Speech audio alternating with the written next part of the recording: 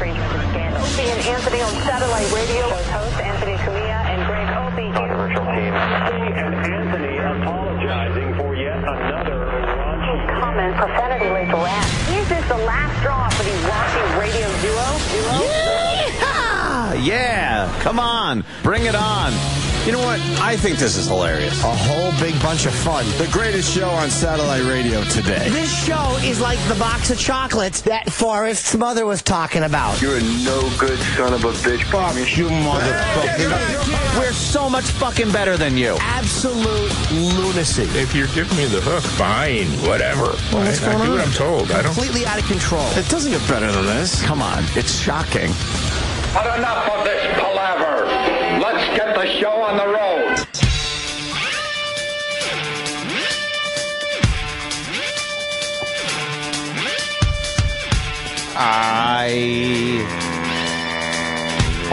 Hola to our Spanish-speaking friends. You think we got Spanish listeners? Oh, yes. Multilingual, I'd say. España.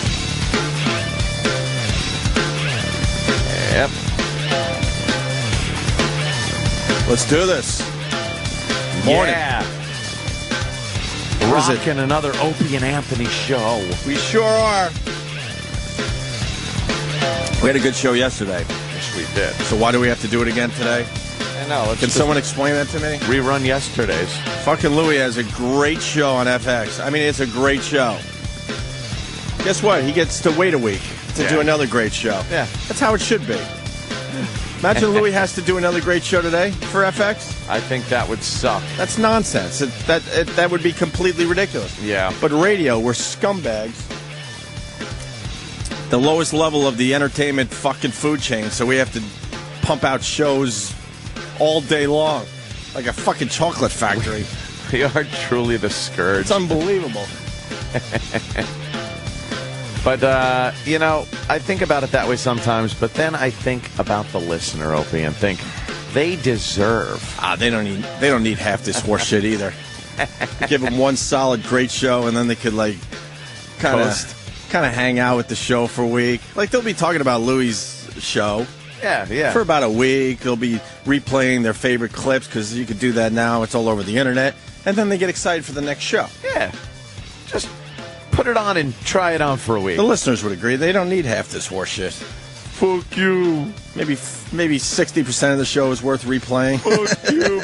Get in there, you lazy. Get in there. What's the matter with you? There is a lot going on today, though. Yeah. I saw that. You were telling me that you got raccoons. We should start with that, man. You got raccoons in a really nice house out there on Long Island. God. The compound has raccoons. You know, I've been defending against the wrong thing for so many years. And raccoons have taken up residence in my attic. That might just be a little karma, man. You think? You make fun of raccoons all the time. Well, yeah. And now all of a sudden you got raccoons in your what? In your attic? Well, in my attic. At first they've been knocking over mailboxes, driving through people's backyards. They've been knocking over my garbage pails and foraging through my garbage. And, that's really fucking annoying. Mm-hmm. But at least they're not in the house. Now, I noticed this kind of weird, if the bedroom gets warm, it's this weird musty smell. Shit. And I'm like, I am not into fucking smells. You're changing the sheets, right, after these weekends? Oh, of course. After these weekends of Changing yours? them. I throw them out. All right, good. I think that's the raccoons marking their territory. I'm no expert, but I think they have basically said to themselves, "This is our house. This is ours, and we need to mark everything." Well, they have. So other raccoons and other things don't live here. They absolutely have. They went upstairs. You sure they're not wandering around your house in the middle of the night? Just the attic. Look for droppings. Just the attic. I did, and the exterminator did. Oh, okay. Because I had an exterminator come over, lickety-split, of course, yesterday. And he went through the attic and said, yeah, there's droppings, which is shit. Mm-hmm. I got raccoon shit in my attic. But the guys up there, the raccoons have to be up there. No, not in the daytime. Where the fuck are they going during the daytime? I don't know. They always say if but- you see a raccoon during the daytime, he's sick. Yeah, but then at night, like in the morning, they'll leave. They like have a schedule, like me. Nah, you sure they're leaving? Yes, they leave in the morning. They go out. They do their shit. Then they fucking I don't know what they do. But they they're go nocturnal. somewhere. They do all their shit in the night. Yeah, but they leave at like 5 in the morning. They leave the house. That's what And this then guy's telling they you? come in and then they're in and out during the night. Maybe they got a summer home. Doing their shenanigans. Maybe they do. What are they doing? Maybe they're at a neighbor's house. Shit, dude, you might have sick raccoons if they're leaving No. in the morning. No. Or maybe they're going to another part of the house. No, I haven't seen any evidence of raccoons in the house. This is really strange. The exterminator went up and found droppings. And he... How many does he think are living up in the attic? I don't know, a couple. Couple, but then they have a few little ones probably. When I walked out one day about a month and a half ago, I found a little raccoon walking across the lawn. And he was looking at me as he's walking, and then he gives me this passing look like, what the fuck are you doing in my house? Mm-hmm. That's how he looked at me. Yeah. And now I gotta deal with this. So I set the exterminator set up traps around the garbage where they usually fuck around, and then the exterminator's coming back with a ladder that he didn't have a big tall ladder to look up where he thinks they're getting in. So he's got to seal that shit up. Why can't catch him? Why can't they just seal houses, especially new ones when they're building them? I know.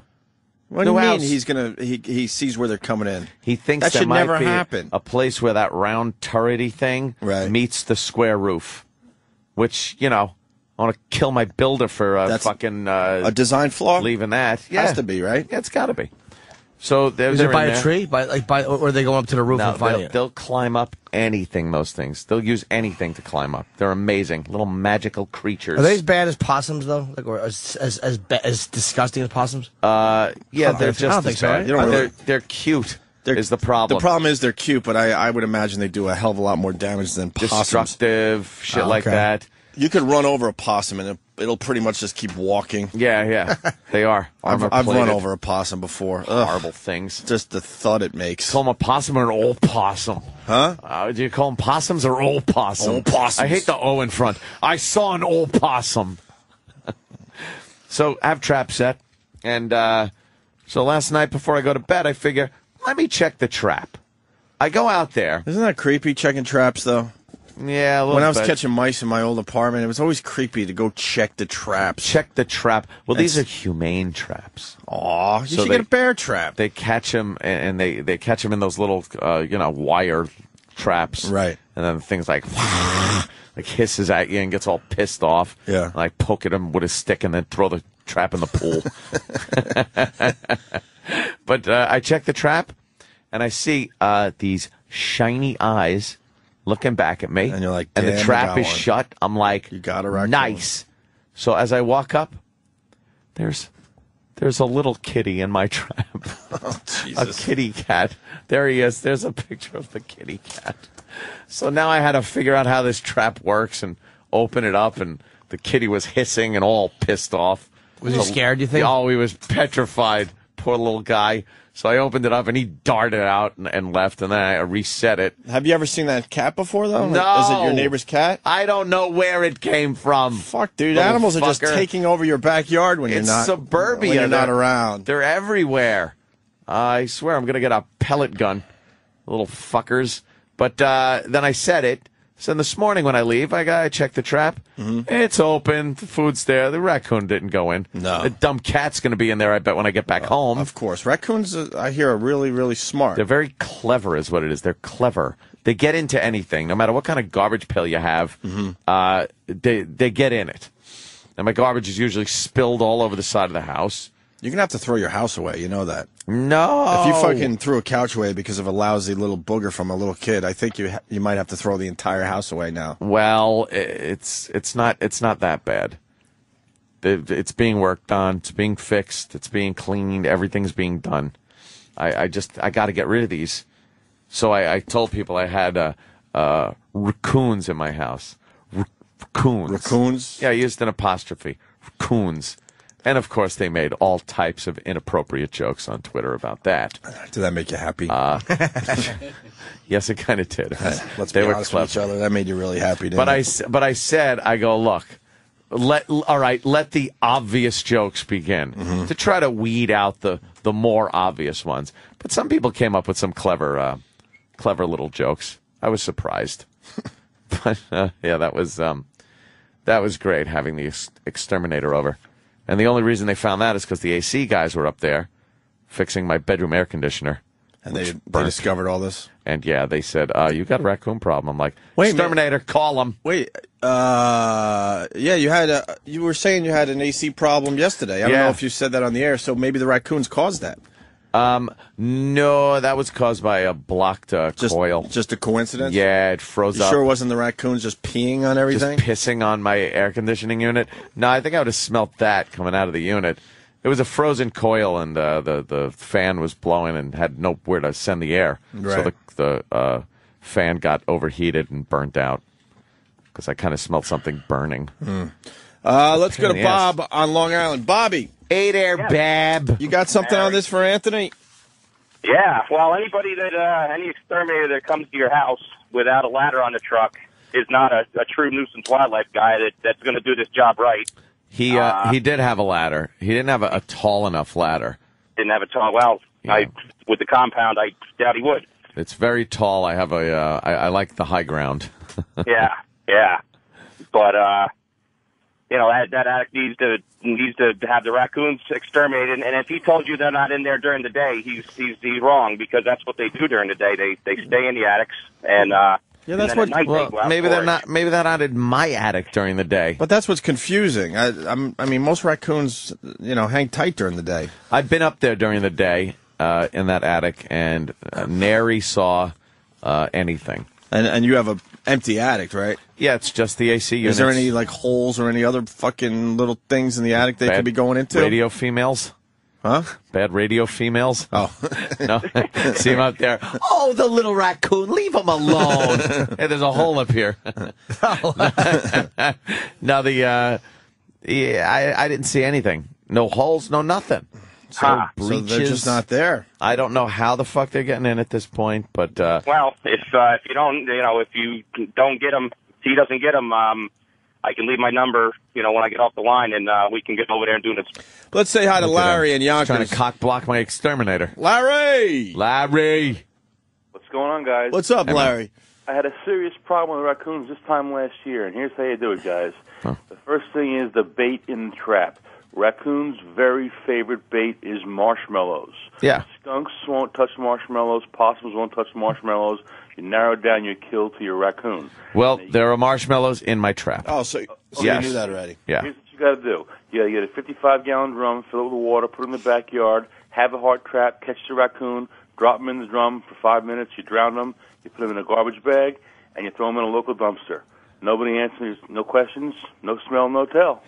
You're a Some fucking tells me serial he killer. does this with hookers. No kidding. That's how it begins. They got rabies, and they're in your attic. You sit to have a hard trap. Scabies. You go at nighttime, drop them in the bucket, 5 minutes, the bubbles come up, and they're smart little fuckers. They know you're going to drown them. Dude, even when I had to kill them. They know you're going to drown them. They know you're going to drown them. Even when I had to kill mice with the electric trap, I was really bothered by that every morning. Let me tell you dead something. mice. I can't kill things. Yeah. Let me tell you something, my friend. I don't have it in me to look at a raccoon in his little masked face and dunk him in water to drown him. For 5 minutes. I come off like an insufferable prick, but I could never do that. Yeah, the raccoons are always the cute ones in those animated cartoons, No, you can't. These liberal bastards won't do it. It's not about being liberal. It's about being a fucking human being. A lot of people can't just fucking drown a raccoon. This guy might be right, though. I have the rest of your solution for you. Want to keep them away? You get a dead one, you dismember the body, you leave body parts around the compound. See that? They will not come back. I love this guy.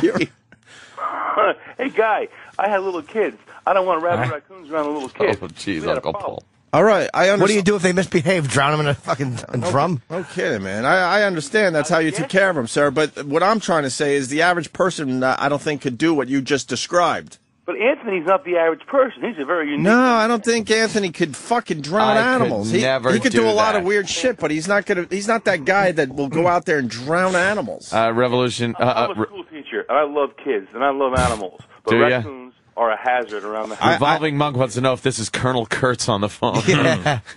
I do want to know what the exterminator is going to do when they catch the raccoons in the trap, though, because you said where, though? Where did they let the raccoons go? It's Long Island. Country. Well, there's no country on Long Island. The guy's going to drive them upstate. I don't know what they do with them. You have to dismember one and leave it around the compound. Oh, we heard you, Larry.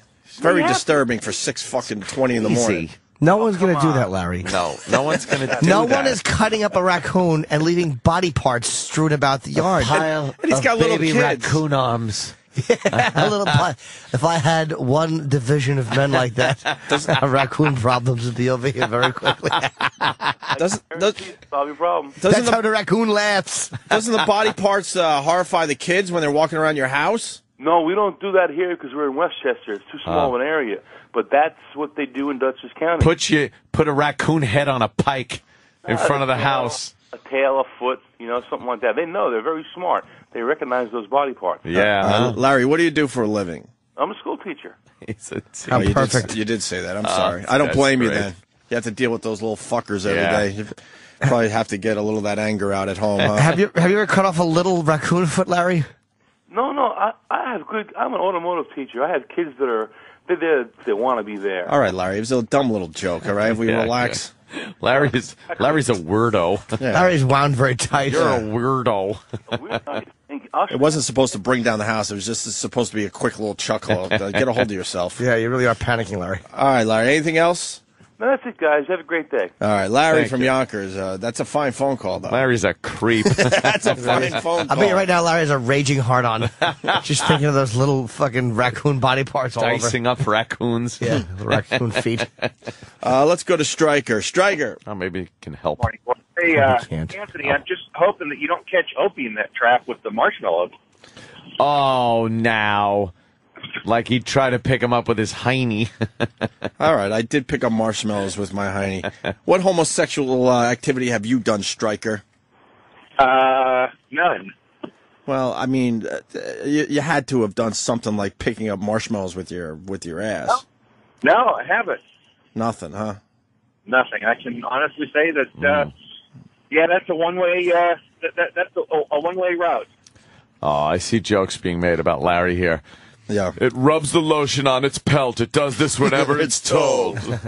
Larry wants to drown raccoons. That's funny. Put the fucking raccoon in the 55-gallon drum. Thank you, Stryker. Yeah. What? Hey, Anthony, raccoons like alcohol, too. Maybe you have to keep them around. They could party with you. Oh, shit. Maybe that's it. Maybe they're getting in my tap.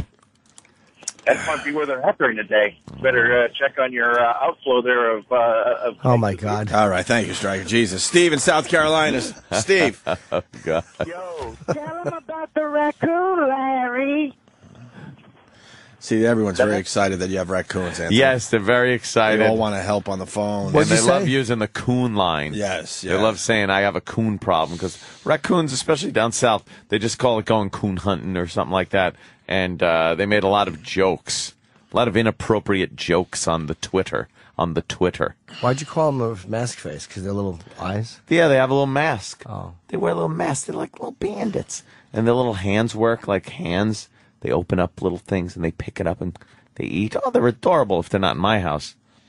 If I come in the house, though, and am confronted with a raccoon, I will have to have a person come over to seal up holes that will be in my floor and ceiling, because I just will start unloading on it with a firearm in my house. I hope there's one actually pissing on the fucking trigger of your 50 cal. Here, there's a picture of a raccoon fucking the family dog. The family dog. Are you kidding me? They will do this. I didn't know that. They're that aggressive? They'll go crazy. after your family pets. Yes. How humiliating for the dog. That is really. The poor little beagle. He's supposed to protect the house. And he's getting fucked by the raccoon. He's just taking it in the ass. That one with his teeth, baring his teeth. Wow. Fuck. Would you drown a possum, though? Because the Possums the possum isn't as cute. No, they don't wear little masks. They got that weird mouth that's like on their teeth. That thing's always like splattered in the road, and their mouth is always just all busted up. Yeah, look at that. That's a possum? Yeah, that's a possum. Yeah, that possum is fucking. Do they bite? Oh, yeah. What do you think? They're Look at those fucking nasty. teeth. What do you think they do with those? If you come across a possum that's like being tailed Wipe it by- off.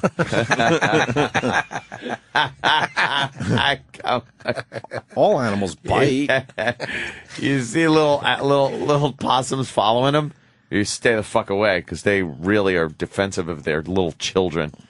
They'll turn around and they hiss. They make a weird hissing sound. Possums. They're very frightening. Do they charge you, or they just? They will if you get too close to their young? little children. I think all animals charge. Did you guys see the video? Unfortunately, the lady had to run for her life. So it didn't. It's not the greatest video. I think it's on Break.com. The buffalo at Yellowstone Park. Really? Yeah. Charged. Well, they see a nice they're in Yellowstone fucking park, and all of a sudden they see a buffalo just walking across the parking lot, all nice, just minding its own business. And typical tourist, they had to get a closer look. Of course they do. And I think the husband wanted to be a tough guy, and he started kind of jogging toward the damn thing. And all of a sudden it made a noise, turned, and said, "Fuck you." And, wow, we can't find it, unfortunately. Charged at him. And charged at him. And then take away his credit card or something. And then you hear the lady. Oh, there it is. Look at this. It's on Break. It's a few pages It's in. a bison? If you want a bison, sorry. A bison? Did I say buffalo? Yeah, I don't know. They're the same thing. Are they Okay, so we're in the park, Watch this. and there's a buffalo. In a parking lot. And he's just wandering across the road, taking his sweet time, Big. Yeah, looks like a giant. just chilling. Like the old days, shoot him out of trains. Do it. No, you won't. I got him on. Zoom. Honey, I got him on video. Zoom. I did. What's the dummy gonna do? There's Donald running for the buffalo. Oh, the fat Yeah, husband. run for the Fat ball. tourist This will with make his, Jimmy very his happy. little shorts. And there's our following thing. This will make Jimmy very happy. The buffalo's off the fucking parking lot in the woods already. Not Donald, bothering stop. anyone. But this dummy has to Look get at a a shot closer of Donald look. getting gored by the buffalo. I'll see. Yeah. Look at the Oh, look. shit. He starts bucking and then said, "Fuck you," and starts running right toward them. Oh. Someone's beeping their horn to try to help them. Oh, the woman's getting... I could hear him over. She got trampled. And I just knew. Is that the sound of her being I knew trampled? that second that was it. You know, I just thought that was my last moments. I thought, this is going to be my last moment. It's going to be in Yellowstone Park getting tromped by a buffalo.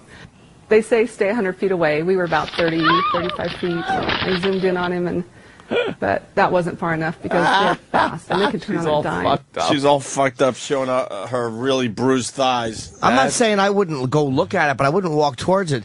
But the buffalo jumped up and down on its feet. Yeah, yeah. It was bucking up and down and turned around in a second, was after them. I didn't think a buffalo could move like that. They're giant. What I love about it was the cocky guy. Like everyone wants to get a little closer look. We've all kind of started walking toward wildlife. Absolutely, I do that when I see deer and shit. So dumb to do. But he like marched like all cocky, like yeah. Watch how close I get. I got him. But did the buffalo bite her or just run over? What did he do? Just trample they just over trample. Her, yeah. They'll stomp you They and take their big giant forehead and bash you with it. Mm-hmm. Yeah, they do like that. They try to gore you. Oh, makes you happy, Jimmy? Yeah, because it was so stupid. It was like it was already. It was just minding its stay own in the business. car and look at it, then drive away or back into it. Plus, when it was in the parking lot. They had a great view. They got great video. Yeah. They were easily like, 60, 70 feet away from us. They had to chase him into the fucking brush, wooded area. It didn't kill her, though. And, no, bruised her up pretty good. That was good. Stomped all over her big, fat, dumb tourist legs. Dumb husband just left her there. Get back in the car! Get back in the car! Oh, this is a good point. Let's go to Ken in Augusta. Ken. Hey, what up, boys? What up, brother? Hey, I'm starting to think with all these animals coming around, maybe we should rename the compound the Ark and just start calling Anthony and Noah. How many animals you got coming around? Two. You got the raccoons, you got cats, obviously. Raccoons and cats. What else have you seen? He's got mice. He's got it all. You think you got mice? No, I got a lot of bees. Yeah, see? I got Hello, bees. Noah. Bees. Because I got a lot of flowers. Praise I got the Lord, Noah. flowers. Yeah, we got the Noah joke, Ken. Thank you. I didn't even hear what you said. No, he's... Ken, what'd you say? Oh, Jimmy was reading. Ken, go ahead. I just think we ought to... I heard you! Asshole. Both of you. Let's go to Chris in Detroit. Chris. Happy birthday, Jimmy. Oh, it's, yeah. It's warm in the tea. Hey, watch the right side of the video. The guy throws something at him. He enticed him. Oh, is that true? Yeah, if you watch it, it's like a white piece of board or something. Yeah, before the buffalo freaks out? Yeah, right before he freaks out, you can see it kind of fly and hit him in the ass end. Oh, a lot of people saying that. Guy threw a stick at the buffalo. One of the TV stations highlight the stick since you can't see it on the regular video. Yeah. This fucking guy threw a stick? So the guy throws a stick. Can you see this? Let's see. There's the buffalo. Oh, yeah. What a motherfucker! Ah, you asshole. You can see it hit the buffalo's back. Show that to Jimmy again. big Oh, is this the guy who... What? See that? He threw a stick at it? Yeah, it hits it right in the middle of his the side of the buffalo. That's what. Why would you throw him. a stick at it? Because fucking humans in general are assholes. Oh, leave the fucking thing alone.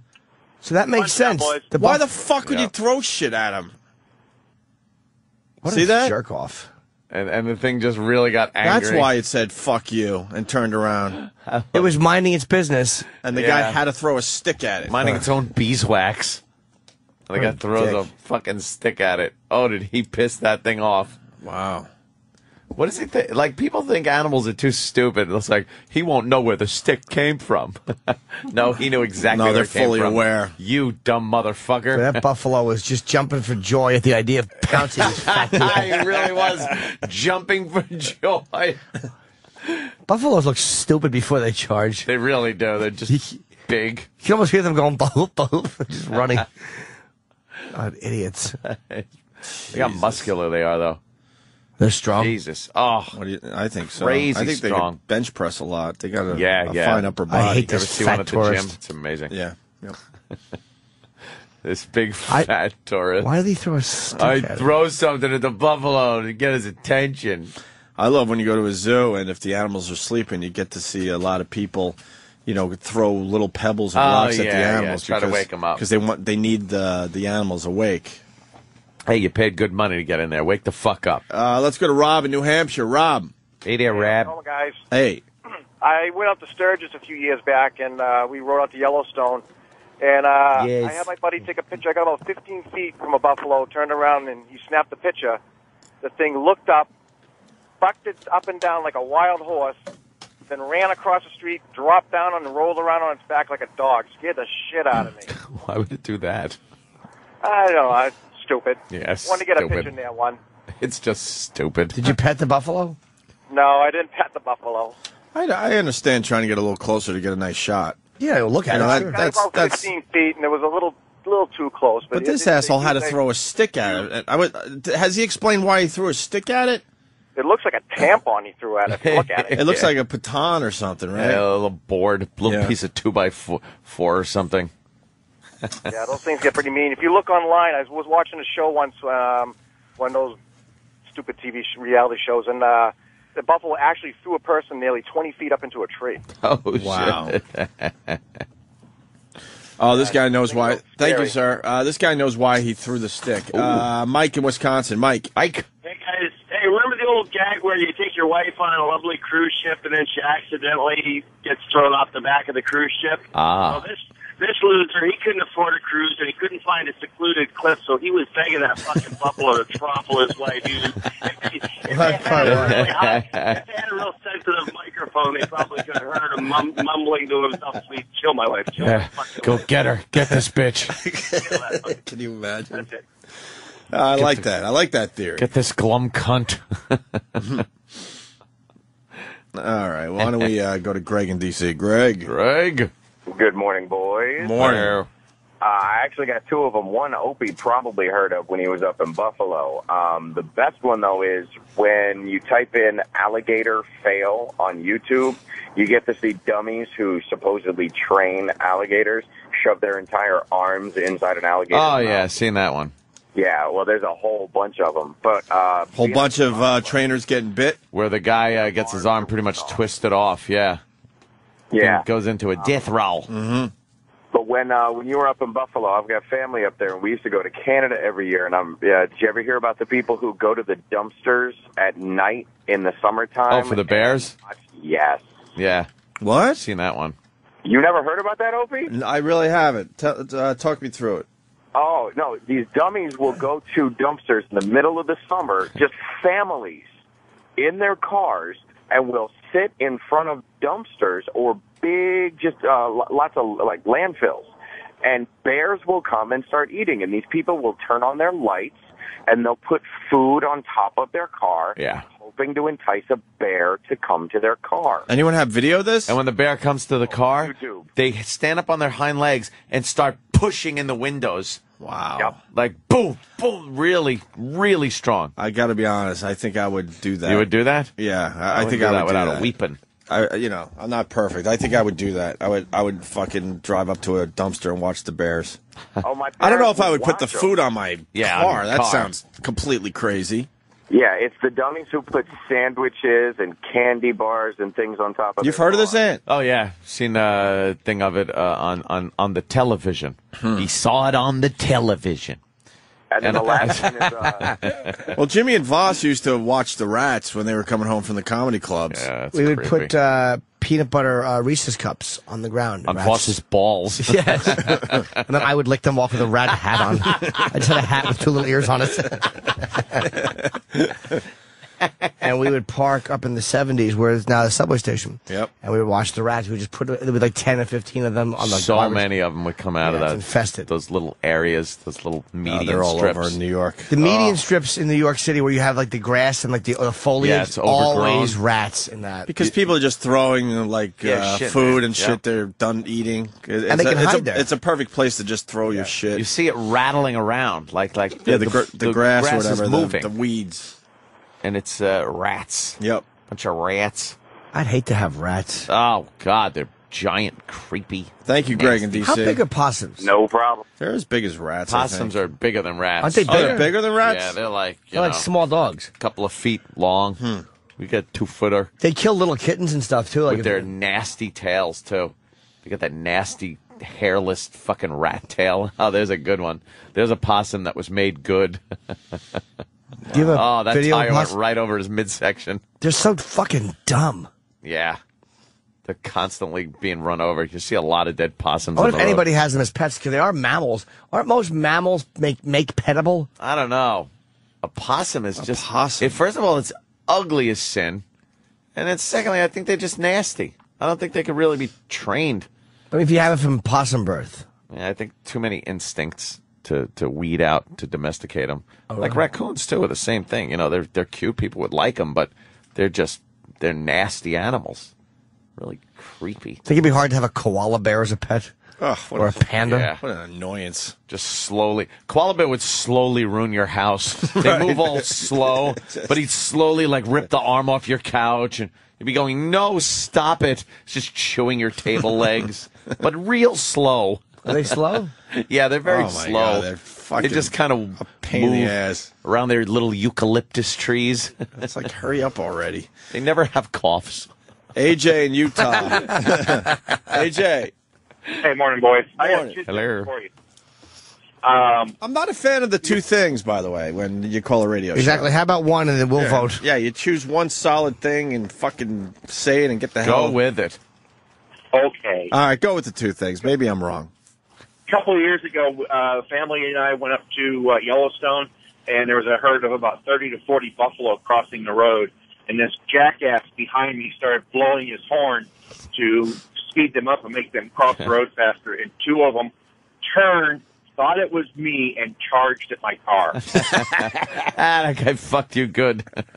And you know, I mean, them fuckers weigh, 1,000, 1,500 pounds, and the one, it just, like, took about 4 steps and stopped. The other one actually rammed the side of my car, took out a fender and my mirror and my one window. It's like being hit by a car. It's like Demolition Derby. Mm-hmm.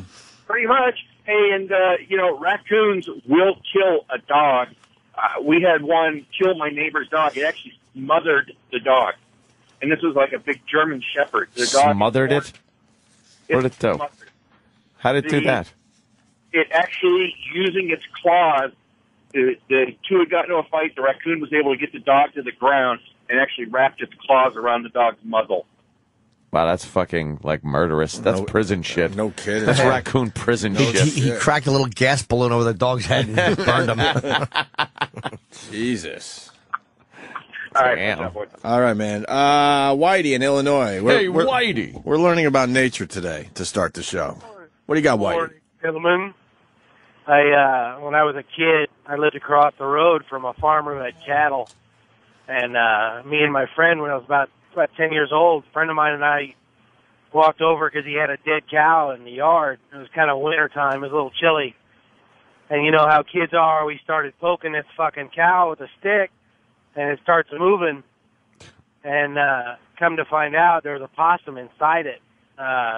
Possums are scavengers. They would crawl inside of this cow because it was partially warm. What part of the cow? The asshole? Yeah, they crawl inside the asshole, and they eat their way around the inside of the cow.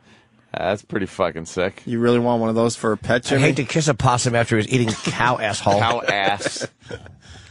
Cow bung. There's your pet possum. I guarantee you somebody somewhere feeds them in the country. Oh, I'm sure. And has a bunch of them and raccoons. And I guarantee you there's at least, there's somebody who has some kind of relationship with these shitty animals. Mm-hmm. Any animals, especially, unless they're like fucking Komodo dragons, a mammal especially recognizes, I think, who's feeding it. And yeah, but unless it's a lion who's going to attack you. But eventually it gets hungry and you don't know that, so it starts eating you.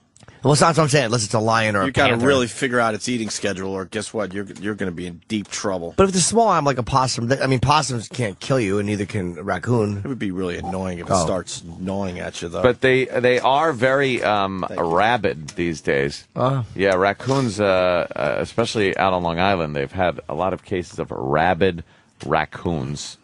The one I saw walking around my house didn't look a little crazy or rabid or anything, but it was daytime. Yeah, now, which is cool, I could look at my security cameras and look at the trap, so I'll keep everybody updated. When you catch another cat. Yeah, when I see a cat go in there. Yeah, all right. Maybe one more here. This guy, one more. Actually, this is what Jimmy was just saying about how if you're the guy feeding the animals, can you domesticate them, right? Or at least if you have a barn or whatever, not be bitten by them or interact with them on some level where they recognize you. Spike the trucker. Spike, you got one? Yeah, a buddy of mine, he raised the buffalo that you see in the movie Radio Flyer, and also he was in a commercial. I think it was like an insurance commercial or some shit. But the way he got this buffalo to move around at will was he'd hand feed him Oreos ever since he was a pup. And it got to the point where you would just crinkle that plastic Oreo package, and this buffalo would come running from across the fucking yard at full gallop right towards you and stop right in front of you, and you give him an Oreo. Oh, that's kind of cute. That is adorable. So wait, so he would hold his hand out flat, and the buffalo would just stupidly eat an Oreo out of it?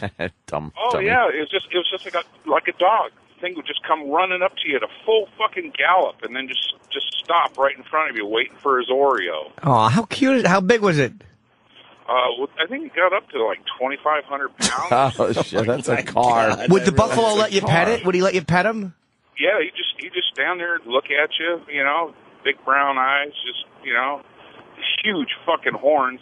He had these tires, these big old diesel truck tires laying out in his corral, and he would hook them with his horn and just fling them up in the air. These things weigh over 100 pounds. Yeah. And these things would just go sailing through the fucking sky. People don't understand how strong those fucking things But are. if you crinkled the Oreo package, he would come over. Would he be aggressive for the food or just wait for you to hold it out? No, it was just really unnerving sight. You know, I didn't do it, but I would watch him do it. Is there any video of this? Yeah, really? I don't know. I'd have to call him up. He's up in Alaska. All right. I'd have to see. I don't think the buffalo's still alive anymore. I think somebody He probably shot it. He gained its trust, and they made bison burgers. Hit him over the head with a hammer. Crinkle that plastic. And there's I don't know if you know this, but buffalo are the only creatures that grizzly bear are afraid of. I actually know. Buffalo are the gnarliest fucking animals on the planet. Well, on the North American. Why would a bear be afraid of a buffalo? The fucking things are huge, man. They're just and then they giant. Well, bears are fucking the power that ridiculous. Those bison have, though, to just whale their head into you. It's like getting hit by a cannonball. Yeah, man, one of those fucking big horns would gore a grizzly bear nicely. But bears could fucking use their arms. Yeah. Yeah, but use Legs, their arms whatever the against fuck. what? Look at the fucking front half of that thing. That fur, you can't get through that. Even a bear would have a problem getting through that fucking shit. But don't lions eat buffalo on the range? They love buffalo, but they get them from the side, a bunch of them. Yeah. No, there ain't no I don't fucking think there's taking down a full-grown buffalo. And wait, what are they? There's like water buffalo that they take down in, Isn't that in Africa. No, those are like the American buffalo, which are a little different. Oh. Water buffalo have those weird, it looks like they got that weird hairdo where they got that, the little fucking Chrissy from Three's Company hairdo. Well, the amazing buffalo video, which has one copy of it has 54 million views, one copy has 8 million views. You've seen this video? Which one? Yeah. With the buffalo in Africa? Oh, look at this shit. Oh, they take it down. See, that's a smaller. It doesn't have as much protection around its Oh, look at these fucking Jesus. around its front. She's taking them out. There's like 3 females. Oh, he's on just top of this fucking water buffalo. One's got it by the nose, one by the neck, another one by the scruff of its neck and in the back. They're already eating it. And they're just, whoa! And the buffaloes. Oh, it just fucking like gored one of the lions, picked him up by the But they got horn. his neck. The lion is holding its neck. Yeah. That lion kind of backed off. And there's 2 more trying to they just try to eat it and hope it stands still. And he's bucking lions off it. Yeah, that lion And got now the fucked buffalo up. is down. And now there are 4 lions eating the shit out of this buffalo. It's still alive, and they just... Yeah, that lion got fucked up. That one's walking away all fucked up. Those lions win. There's fucking... When 4 lionesses... Oh, that one got gored in the fucking... Really. One of the lions got gored, but they did kill the buffalo. Damn. Hey, Spike, thanks for the phone call. If it takes 4 fucking lions to bring that thing down. Unbelievable. It's amazing. All right, we got a girl that had Discovery Channel had a pet raccoon. Oh, let's talk to her. I would love to know about that. You want to talk about her? Yeah. All right, let me say peanut hi. butter on your clit. Actually, it's Don in Nevada. Don, a marshmallow up your pussy. Hey, buddy. Oh, it's a guy. Pig. I know. Just let it sit there with his little tongue. A lot of people had pet raccoons. They're stupid. Holy shit, we got 6 fucking pet raccoon stories. Don, you're representing everyone. We can't take 6 pet raccoon Is stories. Don on the phone? I'll take them all. Yeah, I was up in Wyoming, a little town. A girl had a pet raccoon on a little collar and a little leash walking around in the park. And I went up and talked to her, and she'd pick it up by the scruff of the neck and point a finger at it and say, bad. And he'd put his little raccoon hands over his eyes and hide. And Aw. just adorable. That's adorable right there. Gotta tell you. Adorable. So they're trainable, I guess, like most mammals. Yeah. It was the mother had gotten run over by a car. It was in the spring, so she went looking around in the ditch and found 2 little babies, and one of them died, and the other one Oh, boy. she kept for a pet. There you It was go. really cool. Yeah, maybe for raise them from when they're little babies, but they still got that instinct in them, and they're very wild. But they don't know you're not a raccoon. They're dumb. Like, dogs think you're a dog, those assholes. Is that true? Yeah, they think that you're a more powerful dog. You're the alpha dog. Yeah. That's why they listen to you. That's why the dog whisperer always tells you to, act like the alpha dog when your dog is acting up, and they'll just fucking calm their shit down because they're like, all right, you're the boss. You showed me. They don't know. They don't know that we're mentality. terrified of them. Yeah. They just know that they're stupid, and we make them guard our used car lots. Our junkyards. They watch shit for us. Watch this. I'm going away. Yeah. Stand here and don't shit on the rug. All right, so Ann has a raccoon problem. We're gonna take a break, damn get it. into some other things. We got Steven Adler stopping in today. I was looking through his book. It's called My Appetite for Destruction. Where did he come up with that title? I don't know. Very coincidentally, also kind of the album title. I didn't know he was only with GNR for 5 years, though. Yeah. From 85 to 2000 to 90. 90, and then they kicked him out. Yeah, then, I mean, GNR. Those some big how many more years years. did GNR really do after Those that? are the big years. 85 to 90, yeah. And then what? GNR was pretty much done in 94? I was going to say 5, maybe. Maybe. So, I don't know. Now Who played drums after him? The dude. He was bald. Fuck. From, something that sounded like... help me out. Who played drums after Adler left? I'm waiting. Danny. He was from the band... Matt Sorum. Wasn't he from the Cult? It was Matt Sorum. Oh, Matt Sorum. What do you see him doing? But Adler was pretty much... I mean, Use Your Illusion came out in 91, so... And that was pretty much it for after they toured, you know? Was Adler on that album? No. Adler was given the opportunity to be on that album, I believe, if he cleaned up his act, and he never did. I think, if I remember right, he recorded like one song for that album, and then they just You know how ridiculous that is? That he had such a problem that they told him to clean up his act as the rest of the band were just doing their up. shit? Yeah, that is something. What band was he in before Guns N' Roses? It's driving me nuts. Who, Adler? No, the other dude. Was it? Former Cult drummer? It was, right? Yeah. Okay. The Cult. All right, we'll take a break, continue. We want to hear what's inside your little brain. Call 866-866-WOW-1-WOW. That's 866-969-1969. The Opie and Anthony Show on the Virus. Sirius XM.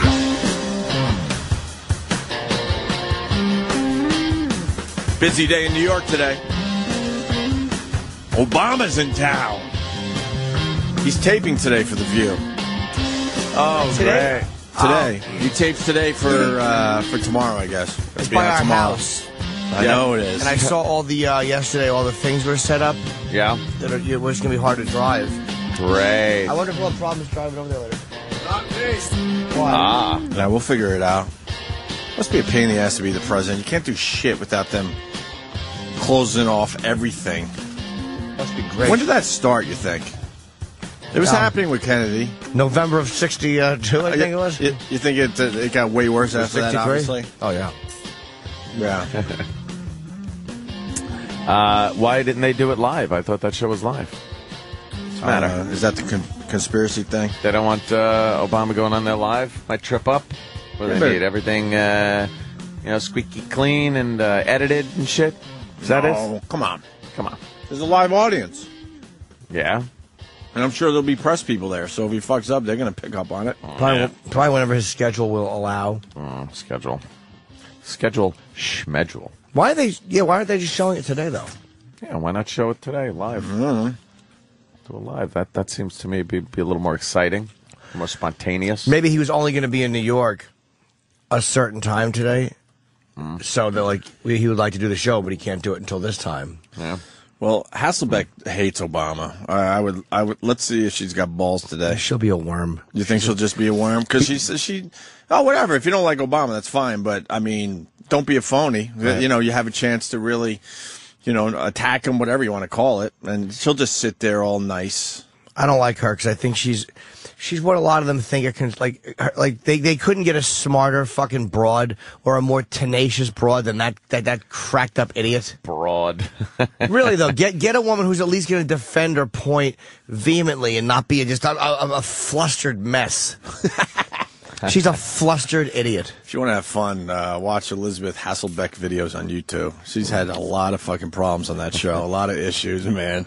Busting down, crying all the time. All the fucking time. Going after Kathy Griffin. Getting all mad at Kathy Griffin. Why? I don't know. Because Kathy was giving her a little shit, and she started crying. She was crying. She me? She's me as a kid. Stop it. I got a stomach ache. Who would be the best to talk to Obama on that show? Because then you got the other one that thinks the world is flat, so you got to... Oh, that dunce. Barbara Walters is laying in a bed somewhere making sure her heart's okay. No, she's coming in for this. Oh, she's coming in for this? Of course she is. Yeah. So Barbara Walters could handle a president, obviously.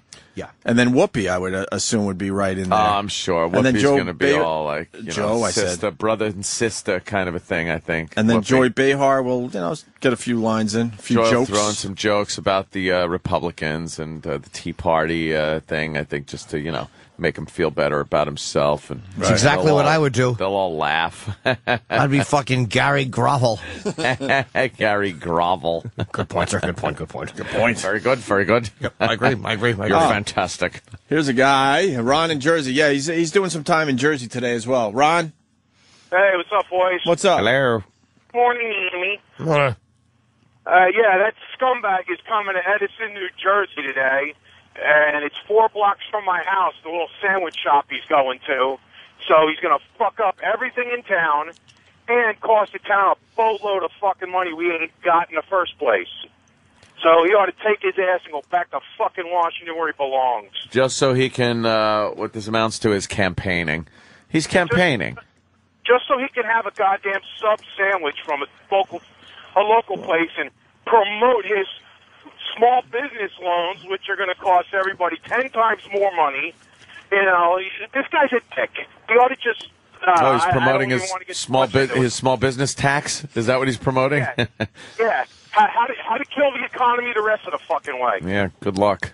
I love the photo ops where they have to close down everything and then to make it look like, Obama's just stopping in for a sandwich. He just popped in. It's all bullshit. He was driving outside. He said, I want a sandwich. Yeah, they don't tell you that they set it up a month ahead of time, yeah. and the whole fucking neighborhood has to stop living until he gets his I was ready to say Sambo. His sandwich. But I do say fucking Sambo for sandwich. Not to mention that the intersection he's going to is one of the busiest in town. Yeah. So, yeah, he's just going to fuck up everything today. Well, nothing new. He's been fucking it up for 2 years. So. Oh, no, you didn't. Shit. I love when they just shut down like the LIE or something for a president just because you got to get him from the airport to Manhattan. Yeah. That is the biggest pain in the ass for everybody. It's when a couple of cops pull out on the expressway and then just start slowing down and kind of zigzagging, and traffic behind him just comes to a dead stop. And you're like, all right, that's it. And it's not for a mile. It's for the entire route back into for Manhattan. His whole route. So, all right, sir. Thank you. Let's go to Mike in Massachusetts. Mike. Hey, boys. How you doing this morning? All right, hey, man. I want to talk to you about your coon problem you got in the house there, Anthony. It's raccoon, but okay, go ahead. Hey, what are you going to do? Do you think that coon that's coming to town today, if you could choke him out? Jesus. It's just, I don't get the... That's the easy stuff. It's not clever. It's I don't obvious. Mind, I don't mind the clever racial humor. The easy fucking... What the guy said, I didn't even hear him. Yeah, maybe the coon that's going to be there today can help you. He had no joke. He just wanted to say the coon. Like, all right, we get it. God, dude. Hey, man, that's pretty cool for The View, though. They get Obama. It's a weird booking, though, isn't it? Yeah, it is. It's the first president to do, what, daytime TV, I guess? Is it? Something like that. Obama was on there when he was campaigning. Yeah, they all do that when they campaign, and then they have to... but he's campaigning again now for everybody in November, for all his little Democratic friends in November who are just going to get their asses handed to him. I'm actually so motivated to get out and vote and just get other people to do it. I want to have a vote party. Well, it's going to be a slam dunk for the Democrats losing or whatever. I hope so. I meant to say. It's going to be a slam dunk because they were explaining the type of people that come out for these type of elections. Yeah. When it's not the big one. Midterms are... the big one, everyone comes out, meaning you know, minorities and what's not. And the youngsters that are all the hipsters. Full of piss and vinegar and think, things are going to change, man. We're finally seeing the change that we were looking for. It's not like the same old man, like my old man. Oh, the one that raised you and fucking gave you cars and everything else? You spoiled little fuckers.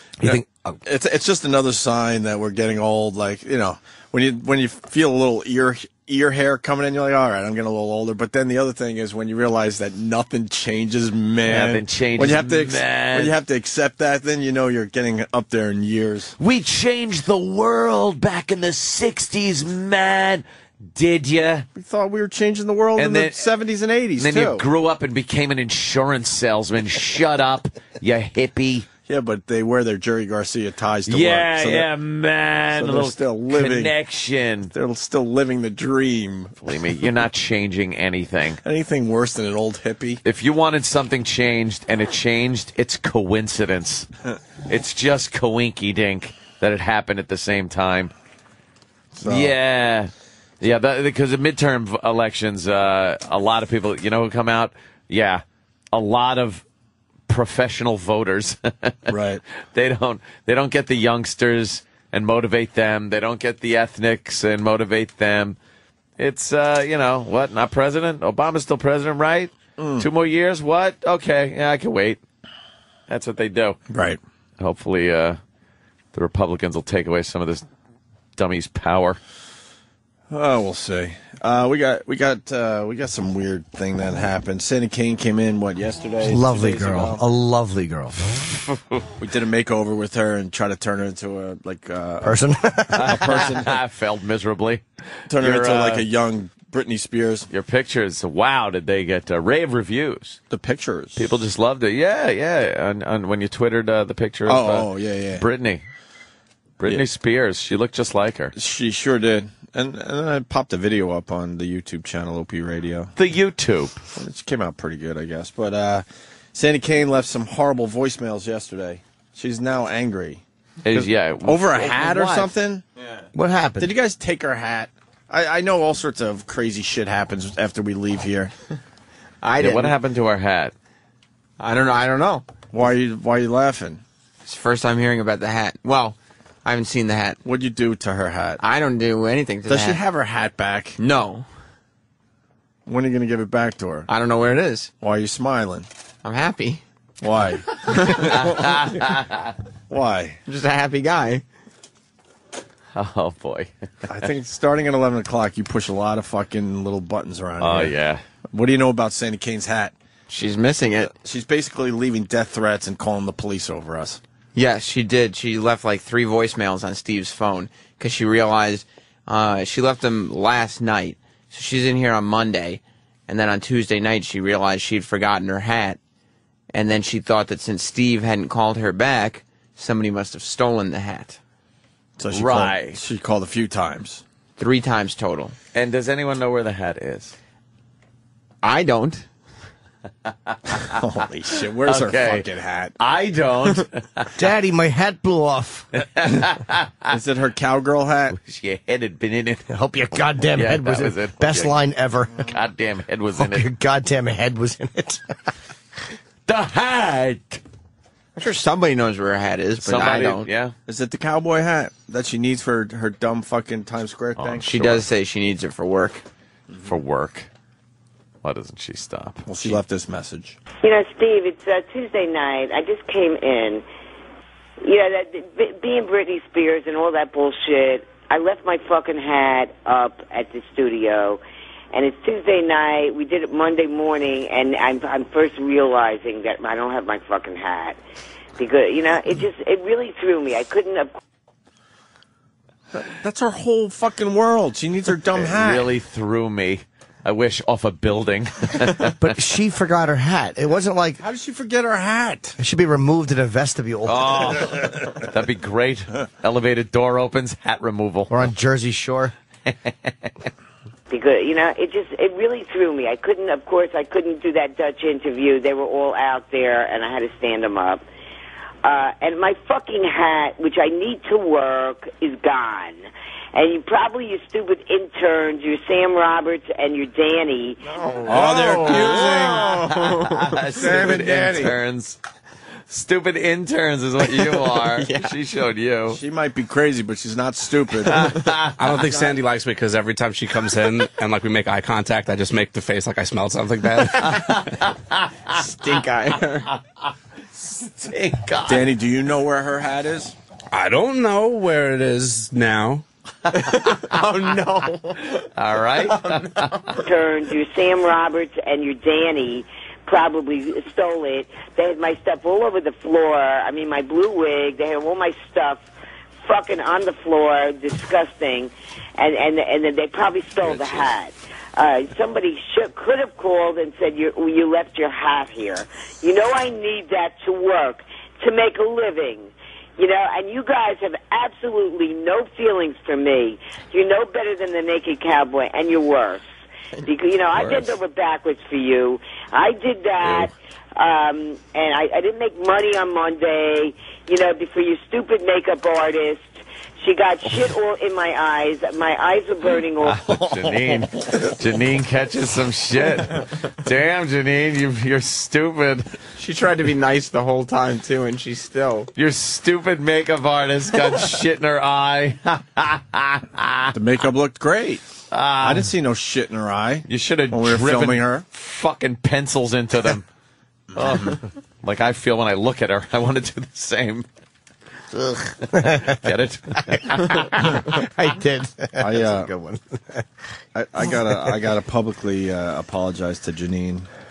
I apologized on Twitter, and I guess I gotta tell the O&A Nation there that I'm a jerk.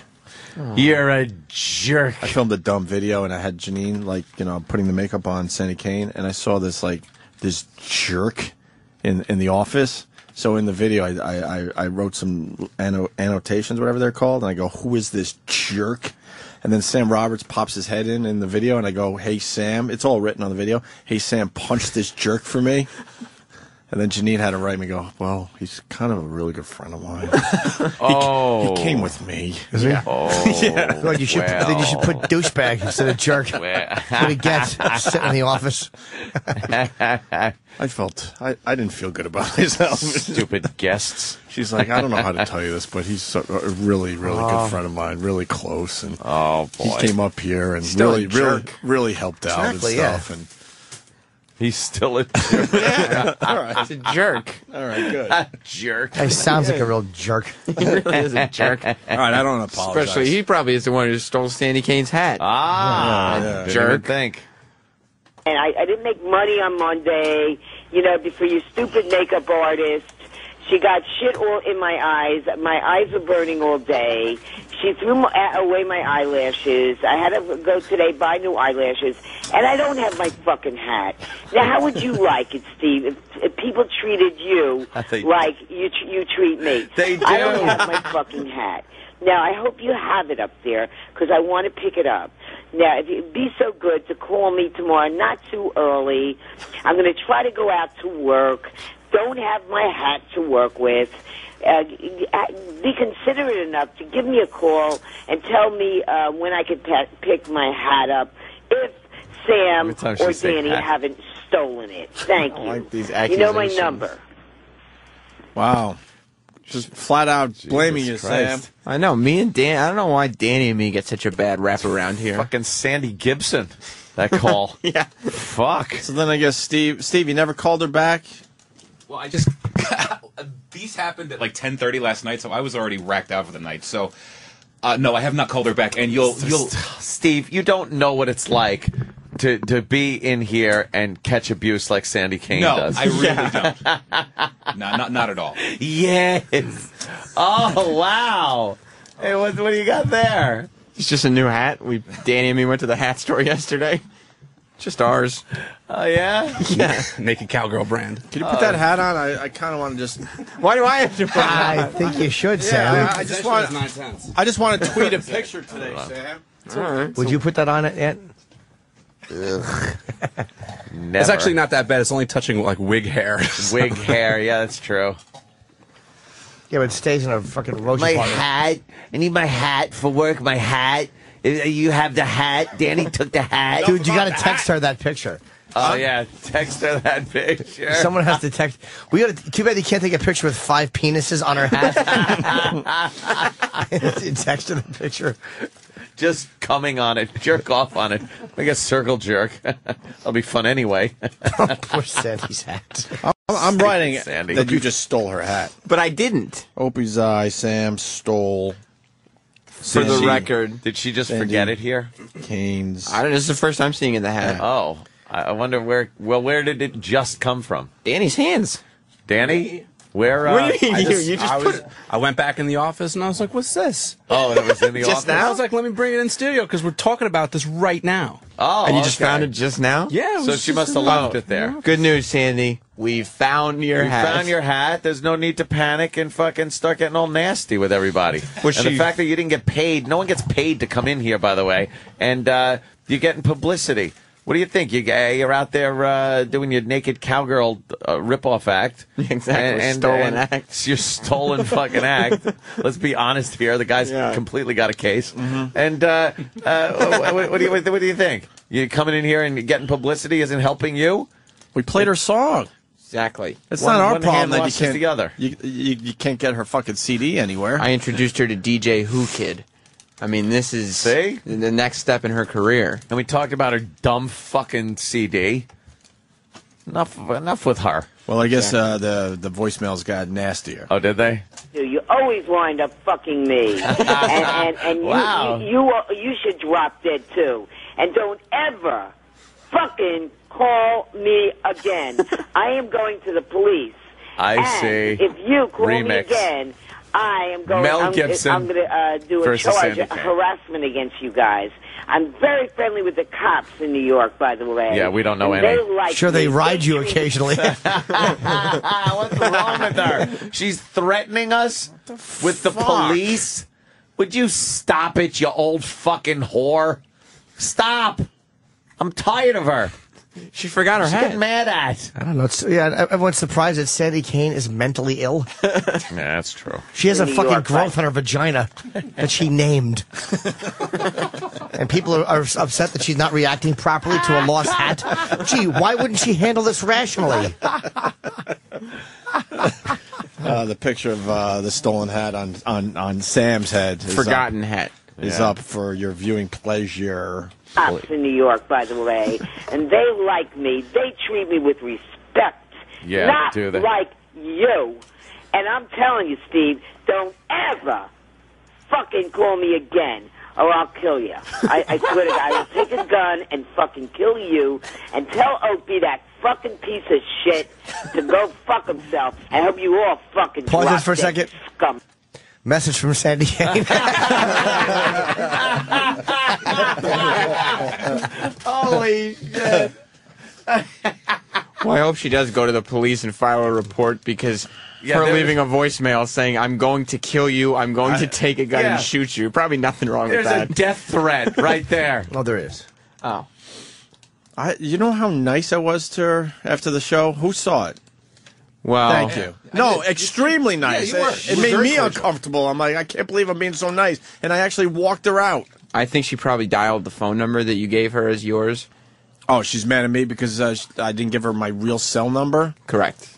Why would you? And tell Opie, that fucking piece of shit, to go fuck himself. I hope you all fucking drop dead, you scumbags. Eat shit. End of message.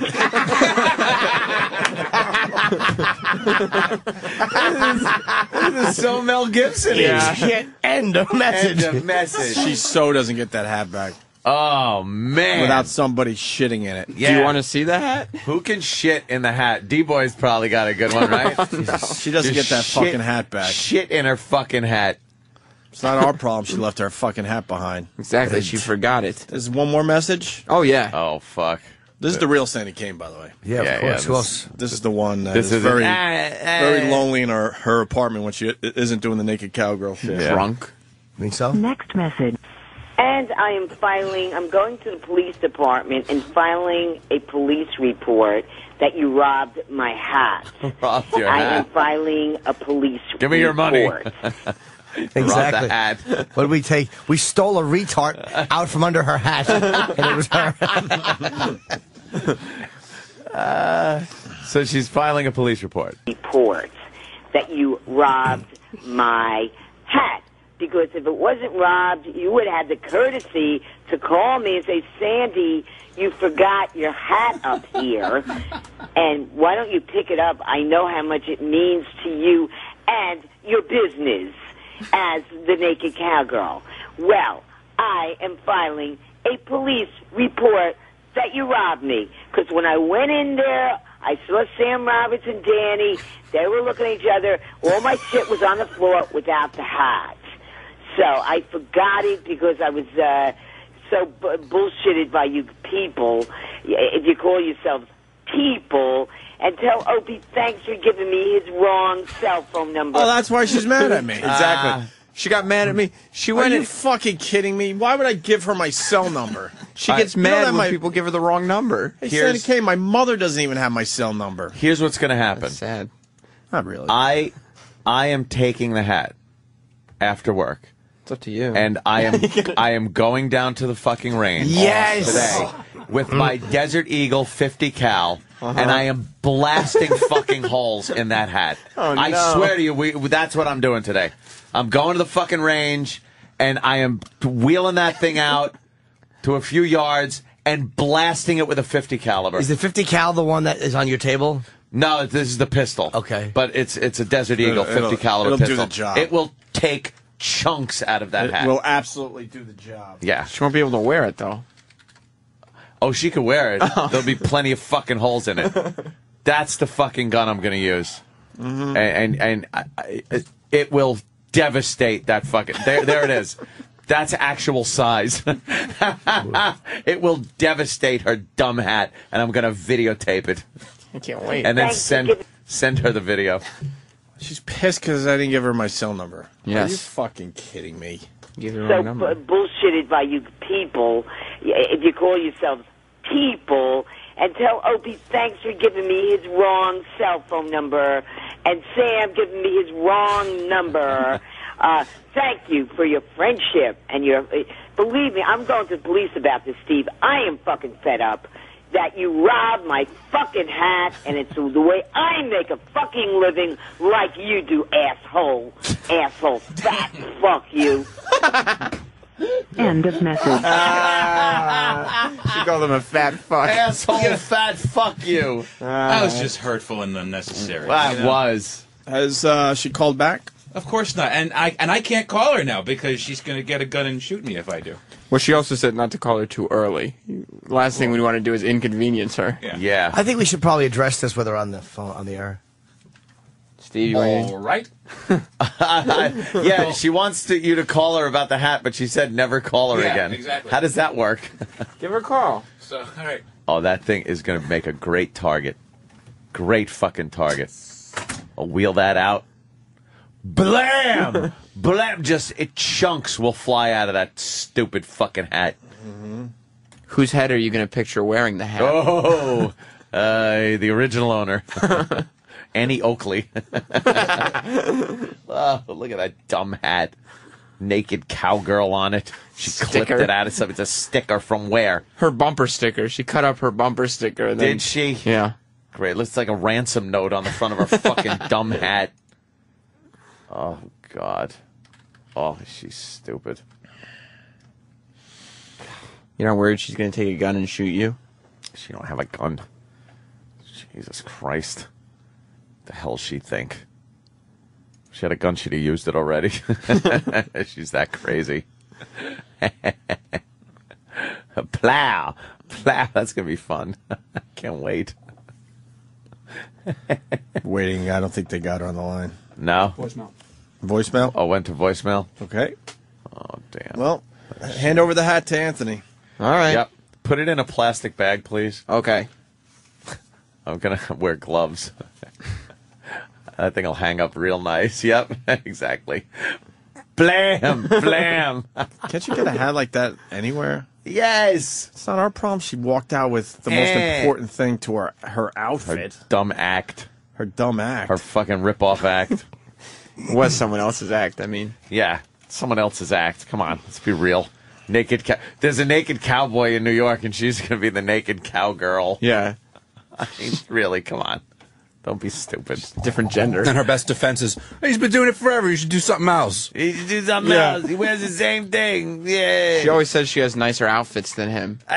More people come up to me. She's going to be pretty upset when her She's hat so is full delusional. Of giant bullet holes. Oh, giant bullet holes are going to be in her stupid hat. You don't think she'll like it? She'll probably be really displeased that Anthony not decided gonna be to happy. Well, we're not happy with the messages she just left there. You mean the Sam. death threats? Yeah, the death threats.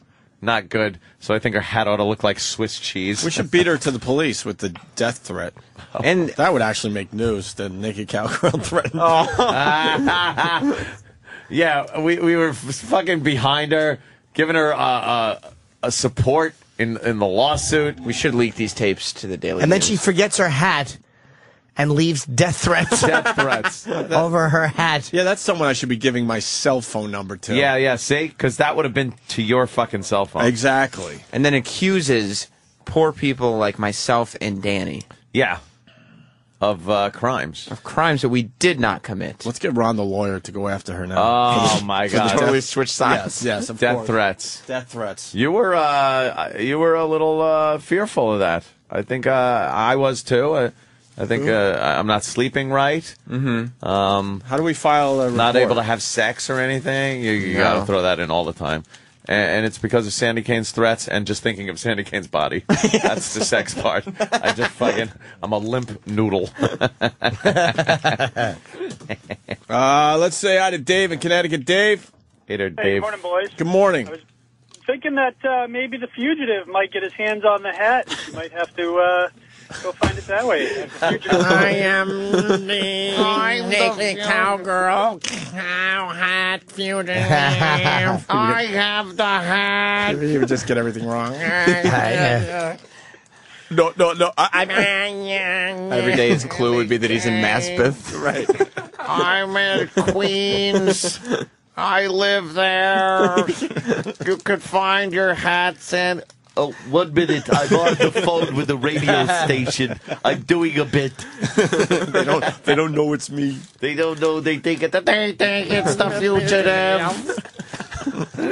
We talked to him this morning. Really? You're bothering him, too? Well, what a surprise. He told us yesterday that he took Mr. Maloonigans to the groomer. His dog. Yeah, so it doesn't look like a dust mop anymore. I saw his tweet. Yeah, so we had to call him at 5 o'clock this morning to find out if Mr. Maloonigans made it out of the groomer okay. His dog's name is Mr. Maloonigans? Yes. Why? Who named? What is that? I don't know, but Travis and me were talking to him yesterday, and he doesn't say my dog. He just goes, we go, what are you doing? And he goes, oh, I just dropped off Mr. Maloonigans at the vet.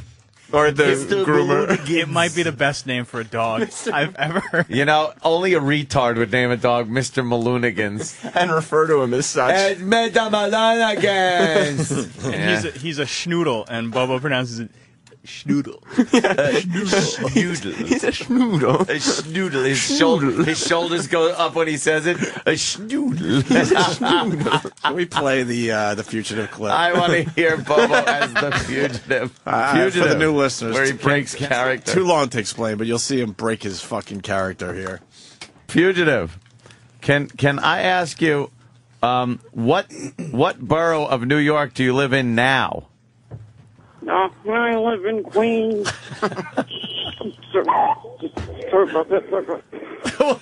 What's happening, fugitive? Yeah, what happened, fugitive? Nothing. I actually, the dog had just walked a little bit too. The dog walked a little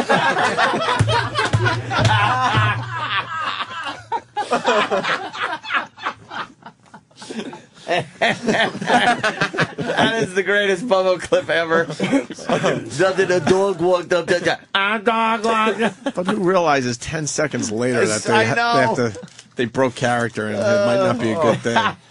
What a dick. He really is. That's great. But yeah, Mr. Maloonigans is okay. Mr. Maloonigans is fine. Did anyone ask him what Mr. Maloonigans means? Didn't he let his sister name it or something? Yeah, his sister. What's wrong with her? Well, Bobo's sister. Yeah. Poor kids. He has a gift for you, Opie. Great.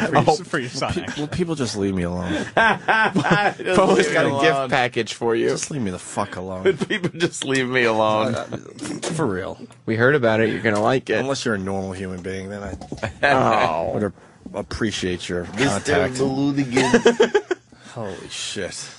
We told him the groomer was going to put his dog to sleep. That's wonderful, Sam. No. He's going to get groomed so it doesn't look like a dust mob, Mr. Balloonigans. This morning. Don't say he's going to die. This morning, Travis asked him if the groomer cut the dog's pubes. And Bobo responded, no, they were already short enough. You people are fucking ruthless. Did he tape these calls today? We'd run out of. We call every single day. We'll get one tomorrow if you want them. You never. You can't tell him today. Mr. Maloonigans is being put to sleep. Bobo also says he's interested. He's going to start investing some of his money. Oh, really? He's interested in investing. Yeah, he's thinking about what he's going to start. I bullish. Did he give you a clue? Well, Derek asked him if he was going to get in on some blue chips, and he said, yeah, that's a possibility. Where's the company named Blue Chip? Yeah. He was also thinking about a high-risk, high-reward investment. Oh, right, He wasn't sure exactly where he was going to go. Oh, you asked him about what type of portfolio he wants? Roth. Aggressive or... He was thinking about some Roth IRAs, maybe, something like that. Okay. Yeah. Going to try to make a lot of money fast, something that'll give him a little income. What's he looking for? Well, he had to talk to his accountant before he got, his cousin is his accountant. Oh, same one that ran the fucking pervert hotel?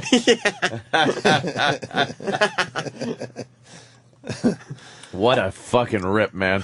What a collection of dolts we got coming in and out of this joint. Sandy Kane all pissed about her dumb hat from her rip-off act. We're just going to get bullet holes in it. Which, I'm taking down and shooting. Well, she fucking made death threats. She did. Certainly did. We should really fucking pump this up and call a detective. Yeah. Who has nothing better to do that could stop by. Let's file an official report. I was arrested. You guys suck. Fuck you, you fat fuck. Eat shit. End of message. Eat shit. All right. Hey, it's a quickie. You heard about this Ansel Adams thing?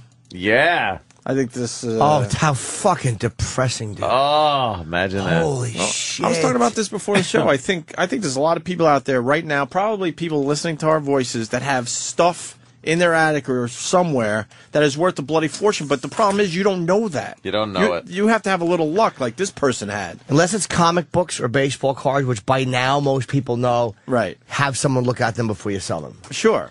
Yeah.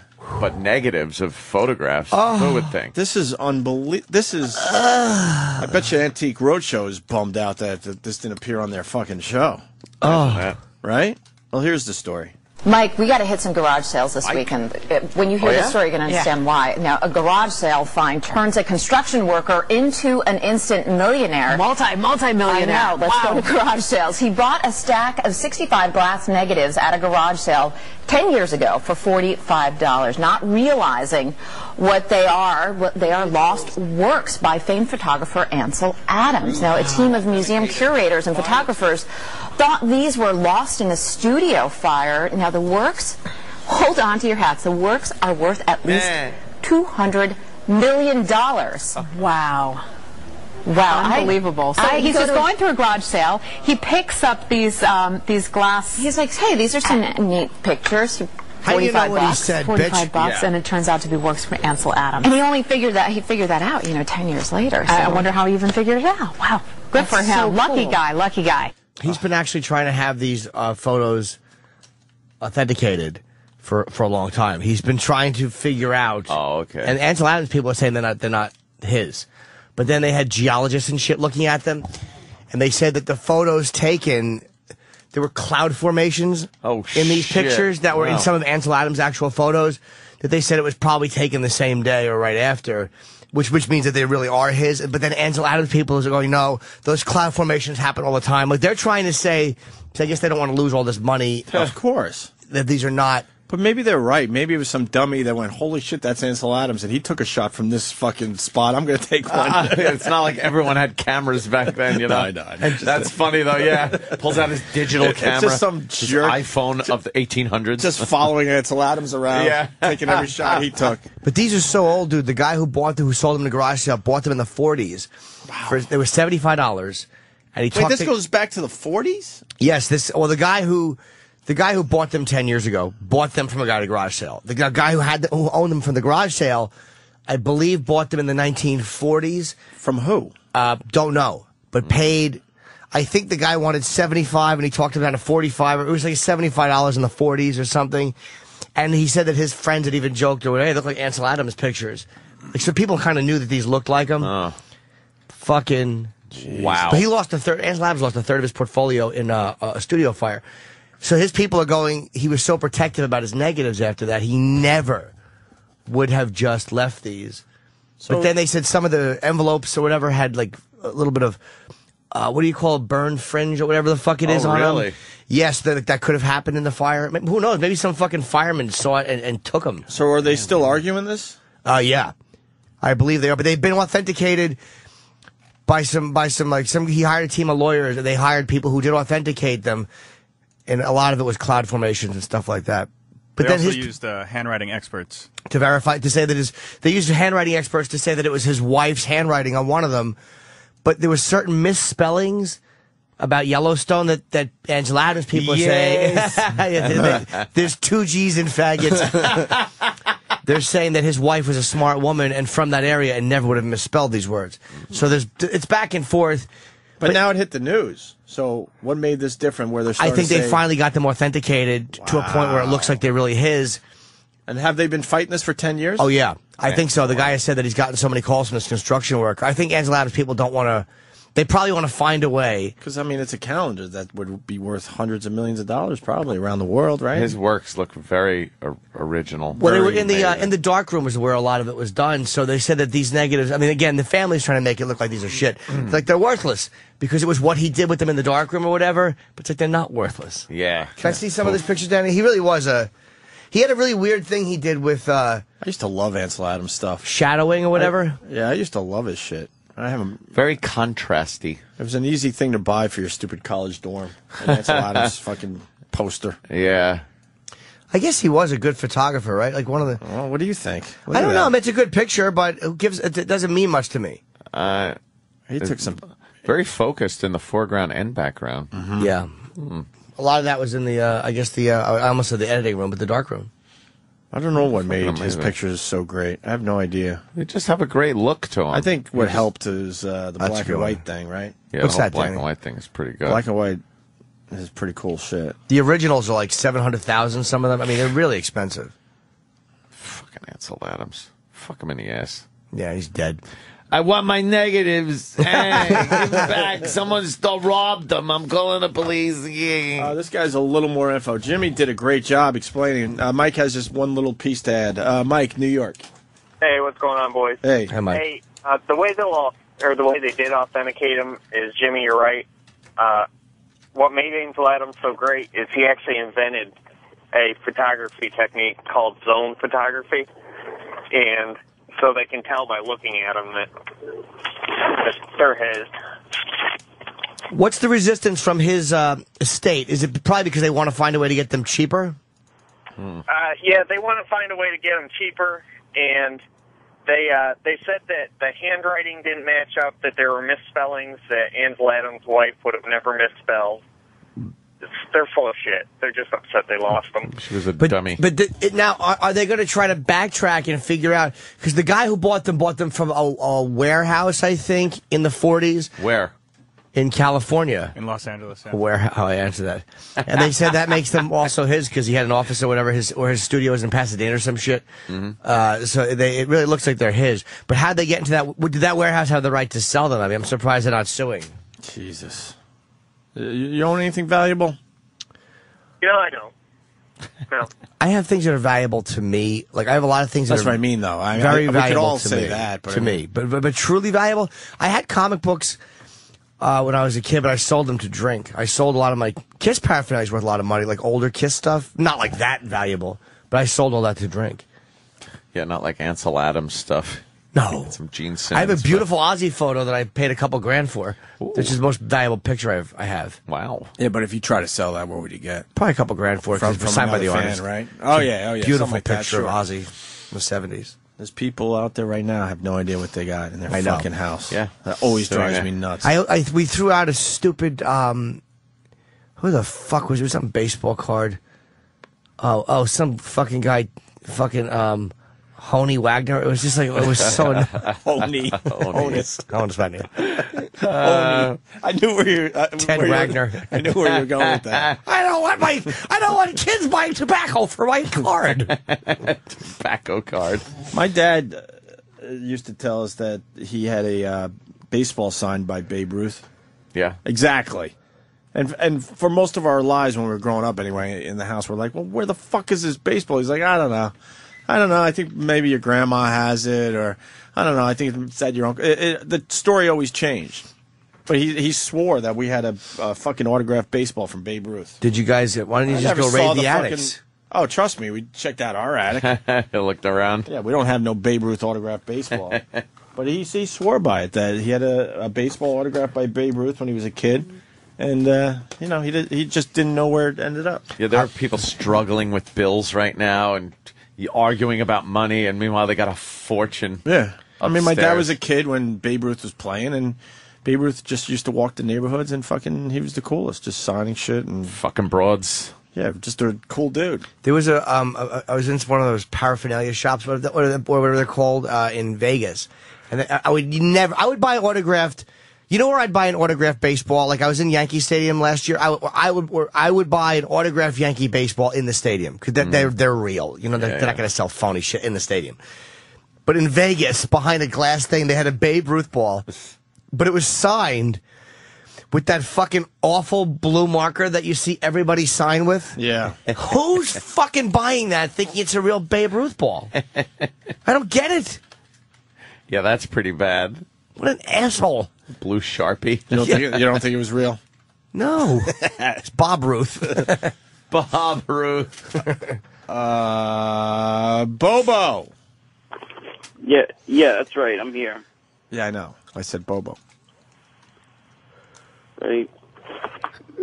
Hi.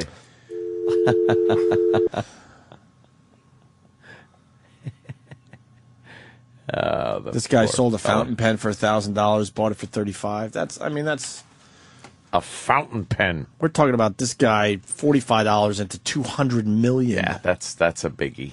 Fuck. Someone did buy a Honus Wagner card at a garage sale once. Yeah, yeah. He bought a bunch of baseball cards for $800, just like a huge box, just random baseball cards, and one of the 1909 Wagner cards was in there. Wow. Who the fuck who knew to sell it for $800, but didn't know that Honus Wagner is $1 million card? Is it $1 million card now? At least I think It's the most expensive baseball card. Yeah, no, we all know that, but it's so rare. I mean, I know Wayne Gretzky co-owns one of them with someone else. I think he might have sold that one. Oh, did he? Yeah, I think so. Co-own a card. The problem is, again, the story, Honus Wagner did not want kids buying tobacco to get his card, so he had his card pulled. So very few survived. And I'll pull your card. You ever see a card come apart like that? I want to know what it's worth right now. One of those Are cards. mint condition? Oh, they don't have them in mint, but the best condition ones are fucking. The last one sold went for $2.8 million. Jesus. But that must have been in great condition, though. Why? Yeah, there's only a certain amount of them, and there's like one or two that are just in fantastic condition. So those are the ones that sell. They're probably in like they're in special cases that are like airproof or whatever, right? I'd love to take one and just put it in my spokes. I was going to say. I'm sure you don't have it just laying around your coffee table. Yeah. It would be too much pressure to own something like that. Wouldn't it be just fuck insane to own that? I mean, that much money in a fucking baseball card. I don't know. No, I couldn't do it. Even in a safe deposit box? No. You'd be like, Too well, much pressure. what happens if the bank burns down Right, or right. something? Bought pearls at a tag sale. All right, well, there's a couple stories coming in. What the hell? Let's go What a with funny-looking gentleman he was. Let's go to Priscilla in Freeport. Priscilla. Hi. Hi, how are you? Yeah, I went to a tag sale with my husband, and it was inside. It was up in Laurel Hollow, so it was a beautiful area. He went inside. He was looking at a whole room full of books and oil paintings, and we were just walking around, and there was a case where you checked out and paid for stuff. And in the case was, like a lot of costume jewelry and stuff, and I saw a set of pearls, like 4 strands of pearls, but the clasp on them looked really nice. And I said, can I see those? And she said, yeah. I said, how much? And I'm holding them in my hand, and they just felt like really heavy to me. And I'm not a jewelry person, but they looked really nice. She said, I don't know, $5. And I'm like, wow, that's weird. So I had a $5 bill, and I handed it to her. She said, oh, you want a bag? I'm like, no. And I walked out. And I called my husband on his cell phone, and I said, let's go. He said, I'm looking at the book. I said, let's go. So we walked out, and I'm looking in the sun at the clasp on the way out, and they say Tiffany on the clasp. Oh. And I've had them authenticated since then. How much are they worth? $40,000. She turned That's a retail price. Like if you were to buy them in Tiffany, Sure. it would be worth $40,000. Can I tell you the beauty of this? This is human nature, and I probably would have done it too. Right. It is the using $5 to steal from that lady. Yeah. No, it wasn't them. I didn't buy it from the owners. That's the thing. Who'd you buy it from? The tag sale people. Believe me, they bought the place as a lot. No. I know you weren't stealing them, but I mean, knowing that you were. And again, I probably would do the same thing. I know. But like, let's get out of here. Fuck her. Yeah, you knew right off the bat with the let's go that you had something. I did. I did. I wanted to go outside, and I wanted to read the class because I could see there was something embossed on the class. Yeah, I would probably do the same thing. Absolutely. Yeah, so I did. And I've gotten other things, too. I bought some beautiful prints at, like, a secondhand store that I've done very well, but I go a lot. I do a lot of tag selling. More so than garage selling. Yeah, you got all nice stuff, but you live in Freeport. Oh, I live in a beautiful home, in a beautiful area. Really. But it's Freeport. What's wrong with Freeport? Well, you're kind of close. No, it's beautiful. Well, I live in a mixed you know what? I know You're close. Close to what? I'm here. I'm here. Yeah. What's she close to? Well, you know what Freeport is. I live in a mixed. I live. My neighbors are all doctors and lawyers, and they're. Oh yeah. I live in a really mixed area. And it's beautiful. No, really beautiful old house. Freeport. Yeah. Through Freeport a couple of times. I know. It's not your thing. I know there's some areas, but like I said, it's Actually, close. my neighborhood is mostly Jewish and African American, I think. Oh, really? Mm-hmm. It's really Surprise. mixed. Mm-hmm. And it's been mixed since the 30s, this neighborhood. Oh, where I yeah? am. But it was a little different in the 30s. No, actually, well, most of the Jesus, houses Ann, were she built lives in a mixed neighborhood and she's happy. You got yourself a dog, do you? I got 4 dogs. Yeah, I wonder why you have the dogs. No! My That's curious. Curious, that's all. That's all I'm saying. Some people can live in a mixed neighborhood, Aunt, and have no I problems. understand. All I right? understand. That's why I'm not saying a word. I'm just saying. And I've you're been through Freeport. presuming that I'm white. I am, but no. All right, Priscilla, good story. Very nice. Thank you. We'll end There it you go, here before it gets thief. uglier. You thief. Let's go to Doug in Wisconsin. Doug. Hey, there was a guy in Connecticut a few years ago that bought a painting at a tag sale, but he got it just for the frame. He didn't even care what the painting was. Took the painting out of it, and behind it, hidden behind that in the backing, was an original copy of the Declaration of Independence. And that guy sold that for millions. Yeah, I heard about that one. That was a couple of years back. Can you imagine? You open up and you got the Declaration of Independence. Can you imagine? It's like, oh, this is good. I own this now. Holy I own a shit. copy of the Declaration of Independence. Oh yeah, it's usually behind something. or something. Yeah. That's what the For guy the just said. painting. Yeah. Yep. Let's say hi to Paul in Jersey. Paul. Hey, Opie, you must be my long-lost brother because my father also had an autographed baseball and he can't find it.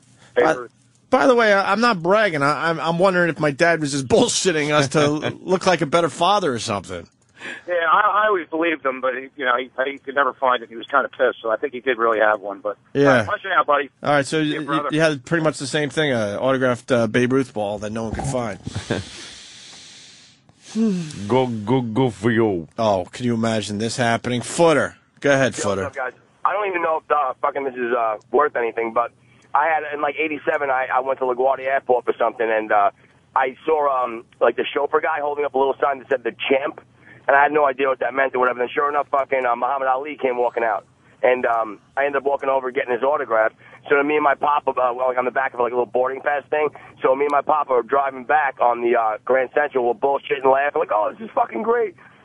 The little fucking paper flew out of my hand. I was maybe fucking 12 and fucking flew out the window on the Grand Central. Did you pull over and get it, you dope? Jimmy, we're doing 60 on the grand. Okay. Yeah, I don't know how you pull over and find that. Yeah, getting that back. You know, and then real quick, another little one. My neighbor was best friends with John Muckler, who was like the assistant coach for Edmonton Oilers back in the day when like Gretzky and those guys were on it. And they ended up getting fucking the entire fucking like Gretzky and all the fucking great fucking Oilers on the team that year, and I fucking lost that too. Jesus. The Elliott one is probably not worth that much. I mean, it's worth it to you though. Can you imagine? Right, emotionally, because that's the one guy I would love to get him to sign something. Well, the biggest signature I ever got was Groucho Marx. Yep, high school graduation, right? Yes, high school graduation. I was a little tater, and it was right before he dropped dead, and he was in a wheelchair, and he signed a little picture of himself for me. Dear faggot. Dear faggot. Stop crying. Stop fucking weeping, you fruit. But you don't have the autograph, though. Right? Nope. I think we've talked Gone. about this. You don't know where it is? Don't know where it went, where it was, but there I had it. A Groucho Marx autograph. Unbelievable. Yeah. Jason, Ohio. One more, and then we'll move on. I think Steven Adler is here. We're going to talk to him in a few minutes. From Guns N' Roses fame, of course. Yes, Jason. Hey there, characters. I got a Babe Ruth story, too, just like you, Opie. My uncle was Babe Ruth's caddy back in the 20s, and we had the infamous ball, too, that my grandmother said she had. My thing is, my brother, who's a couple years older, said he saw it, and then it also disappeared, and my grandmother moved, so we did what you did. We ripped the entire house apart one day looking for it. We never found it. We had an aunt who was in the drugs, and we think she sold it. So for drugs. Yeah. But I think it might have been I'm starting to think it might have been the thing to say. Really? Yeah, Is that like parents just decided they were going to say they had a Babe Ruth ball? Just the third one. Yeah, I heard it like growing up because I grew up just outside New York City, and everyone said they had an uncle or a relative that knew them, and they had a ball, and no one could ever produce it. It's kind of like an urban legend, like, oh, we got the Babe Ruth ball. But I never saw one. Everyone's always said they had them, or someone said it's kind of like a Bigfoot sighting, like, oh, yeah, we think we saw it, but you never prove it. But the Honus Wagner card too. Just to go back to it real quick, there's about 23 of them known that are in existence, and Jimmy kind of hit. They're in this thing called a slab. There's a company called PSA DNA where they put it in this like plastic thing that's tamper-proof and it's barcoded, so they know where everyone is exactly in the country. But there was one that turned up a couple of years ago. This guy in Cincinnati, who was a garbage man, said he found one in the garbage, and they have conflicting reports on if they can validate the authenticity because they think the guy's kind of a shyster. Fake. One independent test saying the paper was from the era, but PSA wouldn't say it was, they said it was fake. That these guys were trying to, the guy was trying to get like 20 or 30 grand for it, and so a couple other things. That card, it's like a Moby Dick thing. Keeps going. Yeah, well, it's good. It's info though. I was going to add to it. Could you imagine if somebody found in some really old warehouse a whole box of Honus Wagner cards? Oh, just totally brought down the value. Where when they yanked them off the market, they put them in one box and just put them in and that you would think that and there's 80,000 of them. Yeah. That's what I'm saying. That you'd think that would be the greatest thing ever, but no, that would bring the price down to everyone that actually has one. You'd have to just take one out, the best one, and just fucking burn the box and sell it. Yeah, just so burn you're the rest. Not tempted. Wow. Groucho Marx was born in 1890, and I got his autograph. I had gotten his autograph. He was born in 1890. He's old. Holy shit! I used to do that weird math shit. Like when my niece was just like a newborn, my grandma held my niece, and she was 90 at the time. Yeah, and then my niece, God willing, will live to whatever 80, 90 years. There'll be a ridiculous stretch of time. Yeah, and just those two people. Yeah, somebody somebody held us that was born in the 1800s. Huh? Well, yeah, I was thinking that. Like, I shook Groucho's hand, and he had been held as a baby from somebody that could have possibly been born in the 1700s. Yeah. I also thought of that and then realized the Big Bang happened 13 billion years ago. It's all relative. We're all worthless lumps. Yeah, just nothingness. It's all relative. Is Adler here or no? He's coming. No, I was just teasing that. Oh, his book, I can't stop looking. It's fucking unbelievable. Yeah, these books with these artists dude, it's great. They're awesome. Yeah, got pitches. Yeah, but I'm looking through it. It's short little bursts, these chapters, and it's fucking great. You think he's still shitter book? You can read it on the shitter? Easily. You think he's sober? I hope so, The only man. reason I ask, he was on Celebrity Rehab, one of the greatest people to ever do Celebrity Rehab with Dr. Drew. I certainly hope so. I mean, Wandering around, couldn't figure out if his room was on the second floor or the first floor. Yeah, he was fucked up. Just amazing video. What are the pictures of? Just him with Guns. Yeah, Guns N' Roses. All right, I think we're done with this topic, huh? Yeah. Mother gave away James Brown's stage outfit. Jesus. Why? Why wouldn't you want that? Give it away. Because you don't think this shit's worth anything. But who wouldn't think that was something special? That's true. Why don't we get ready for Steven Adler? Let's make love. Okay. The Opie and Anthony Show on the virus. Sirius XM. Gonna be talking to Steven Adler in a little bit. Running late. He's on a train. Coming from Philly, I think. Philly. He's got a new book out that Jimmy's reading. Yeah. And loving.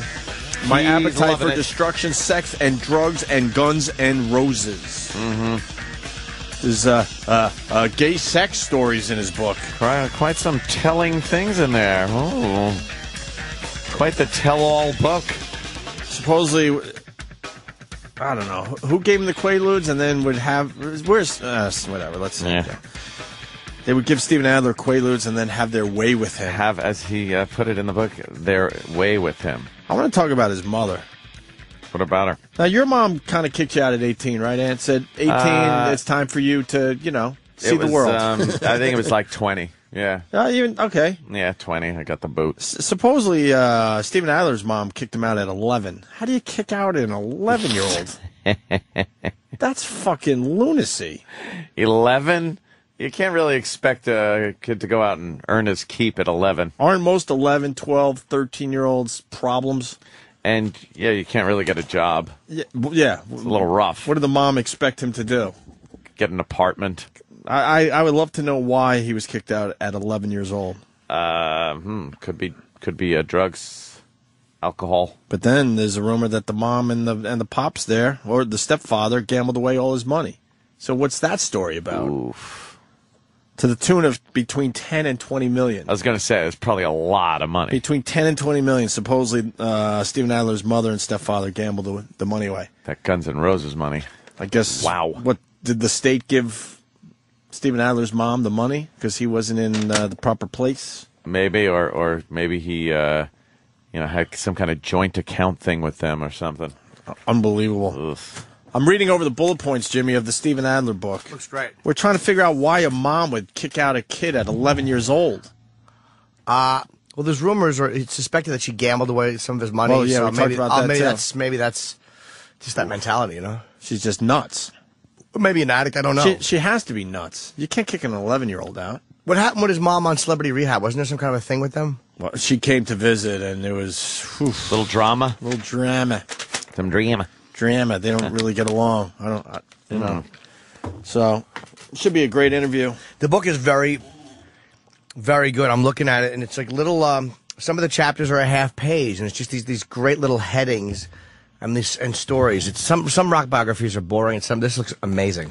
He went through 3 attempted suicides. Wow. 28 drug overdoses and 2 heart attacks. Is that the Wow. Is that the suicide that isn't really a suicide? I want to ask him about it. If it's 3 failed, that means a dumb slash across the wrist. Yeah. Help me. That doesn't get anything done, people. I'm gonna kill myself. Do what the guy did on the east side, I think over the weekend. You hear about this guy? What did he do? Actually, then it's another problem we have. Guy jumps. A lot of jumpers in New York. Yeah. And this guy went crashing into a outdoor Starbucks table while people were very, very close enjoying their lattes. Selfish. That is real selfish. Would he jump off a building? Man. Yeah, he jumped out of a building, killed himself, and landed on a fucking outdoor table at a Starbucks. You can't do that to people. They're going to be traumatized. That's extremely selfish. It really is. We had one. We had, remember at NEW? Yeah. Lunchtime, we got word that some dude jumped by the Harley Davidson Cafe when that was open over there. So that's what, 5th Avenue and somewhere in the 50s probably, right? And a bunch of us ran down there. I had no desire, but they brought pictures back of this guy. Some woman was walking down the sidewalk, and his arm hit her shoulder. Right. Just grazed it, but knocked her right to the ground. Right. Like that energy. And there's sidewalk pizza right next to her. And then he just explodes right next to her. And she's got to deal with that now the rest of her life. Fuck. That horror show every time she closes her eyes. I give you respect for jumping, because that definitely means you want to kill and will kill yourself. Yeah, that's but not no a cry respect for help. for not looking ahead of time to make sure you don't take out innocent people. And just even thinking about other people's, emotional health after they have to see that. True. Also, the people that jump in front of trains usually wind up fucking up the engineer, the guy driving the train. Oh, really? Yeah, 'cause the guy feels bad. He doesn't want to run people over and shit. That's true. And then suicide by cop is another one that's really fucking selfish. They pull out fucking, and then the cop has to shoot. The cop shoots him. Doesn't really feel like killing anyone. Yeah, he's all traumatized. Best way, you fucking be alone. Just be alone somewhere where it isn't a cry for help, and just, do whatever you feel you got to do. But respect for the suicide in a garage with the car on? All depends on who's going to find you also. That's another thing. You can't traumatize people that are going to open a door and see you covered in vomit, all blue, and just fucked up. True. Like, I don't know. I think a little more thought has to go into there it is. See, I'm not lying. It. Upper East Side man falls to his death, lands in Starbucks seating area. Oh, wow. Jesus. Look at that. Yeah. That was over the weekend. Police get the fuck out of here tape over there. Right. Wow. Where exactly was it? I think East Side, I want to say like in the 90s, somewhere around I'll there. bet you that if that was me, I would have probably took my thing and went, well, thanks a lot to the guy, Yeah, I'd have done that too. Other face. 85th and 1st Avenue. 85th and 1st? 85th and 1st.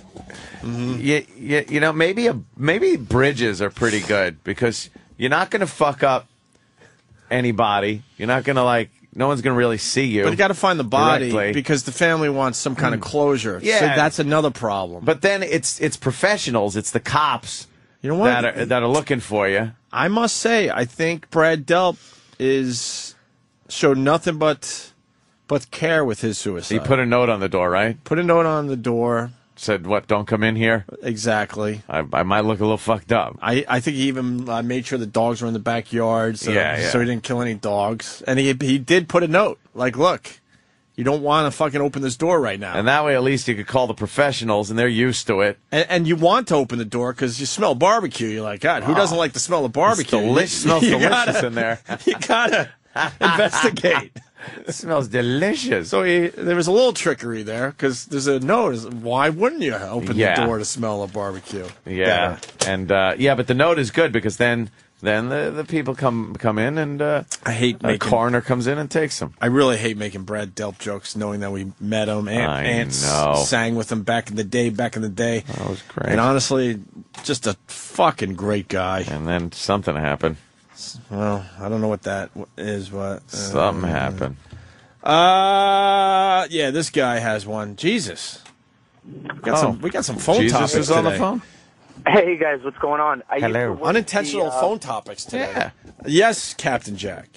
I used to work at the Planet Hollywood right in Times Square. And at one point, some lady jumped off the top of the Marriott. There used to be that moving Planners peanut sign. Yeah, okay. She hit it. It ripped her in half, and half of her just dropped into Times Square. Is that selfish, Ant? Yeah, that's pretty fucking selfish. There's a lot of selfish There's a lot of people, little children walking about, and they got to see half a human just laying in the street like that. I don't know. Some guy jumped off the Empire State Building recently. It was a young guy. Yeah, no one ever makes it to the bottom, though, which is They hit like that. They hit a ledge. The ledge coming out. Yeah. But can you imagine? So they probably fall about 80 stories. Yeah. But can you imagine, I've been at the top of the Empire State Building, climbing out of those bars, knowing you're going to jump, and security trying to talk you out of it, and you going, no, I got to go. Nah, I'm going to go. You mean to do it, easy. and you do it. Yeah. It's fucked. And that guy means to do it. Dude, if you're doing that, you meant to do it. I would be on the outside going, oh no. Oh no! Look at where I am. Help me. Do you guys remember the base jumper last year? Oh yeah. Who fucking? They grabbed his legs. They grabbed him and they held him.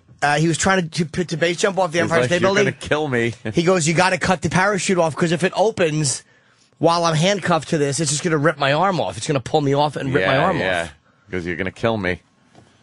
He just wanted to be let go so he can base jump or be dragged back over the rail, not handcuffed. Jesus Christ. Unbelievable. Cody in Indiana. Cody? Hey, buddy. What's up? I know that one of you had mentioned that it existed a few years ago, but have any of you actually seen the documentary The Bridge? Not only did I see the documentary, we had the guy in, we had the director in, and then we had on the phone the guy that survived jumping off the fucking Golden Gate Bridge. Wow, look at me, the super fan. Fuck, sorry. No, it's okay. Do you mean the other documentary about the dentist? No. Woo! No, I highly recommend it. It's fucking heartbreaking, wonderful documentary. Let me tell you something. I walked across the Golden Gate Bridge last summer, or not across, halfway, to check it out. And just walking on the bridge is horrifying. Yeah. It really is. Imagine crawling out. The railing in some parts are only up to like a little past your waist because they don't want to fuck up the view and all that. I can't. And then I look down. I can't imagine what it takes. I don't care you're in a bad spot. I can't imagine what it takes to actually, release yourself and do it. Me and my friends used to go to the Verrazano Bridge and get out and just dance on the on the catwalks and the cables. It was a lot of fun. Double J and we'd have a blast. Do we have the interview with the guy? I don't know. How long is that interview? It might be worth playing because that's not something you hear every day. An actual survivor that jumped off a fucking bridge and survived. Were you the one? He basically told us what went on in his head as soon as he jumped, and I think what he said was as soon as he jumped, he realized this was a massive fucking Big mistake. Yeah, that's right. All of a sudden, all the problems he thought he had, as soon as he jumped, he realized I don't have any fucking problems. That's amazing. How so many people probably go through that.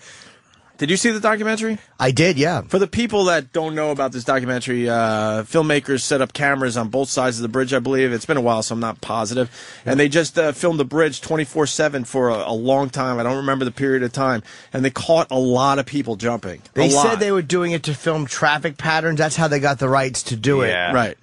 They were a little sneaky about it because they knew that's a destination for a lot of people. Did you realize this? There's destinations for people to kill themselves at? Yeah. And one of them, it's a known fact that people will go all the way to San Francisco to jump off the Golden Gate It's a landmark, Bridge. yeah.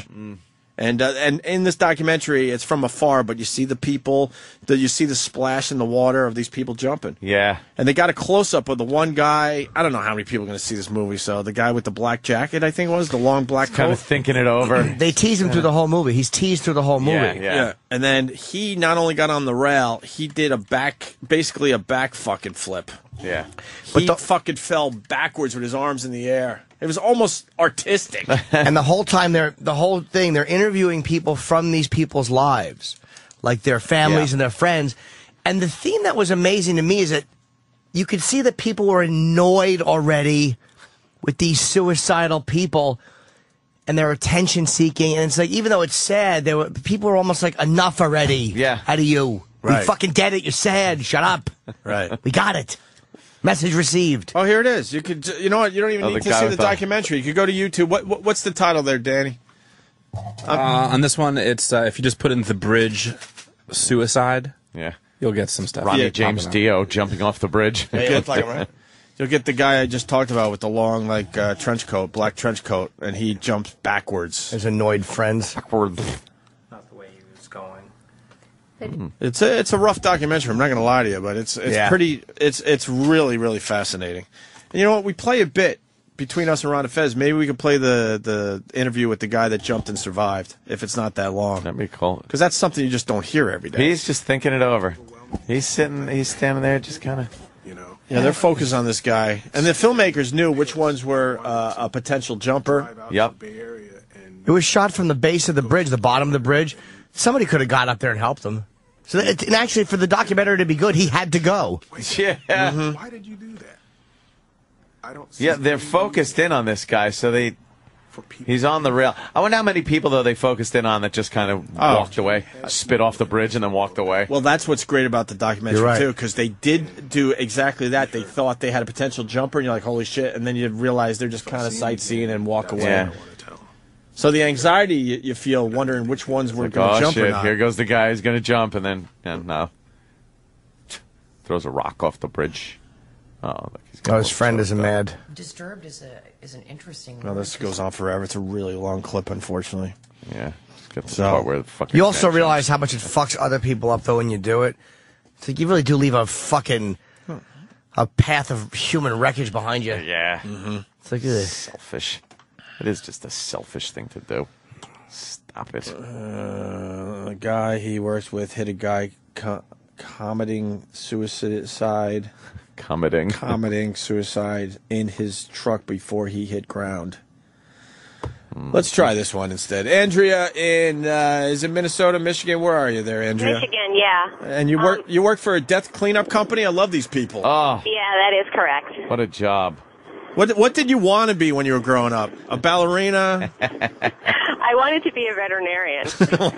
Great. But instead, you're wiping someone's guts off walls so they could resell the place. Well, actually, it's kind of cool. I do enjoy it. You have to have the stomach for it. How do you enjoy it? Yeah. We barely enjoy what we do.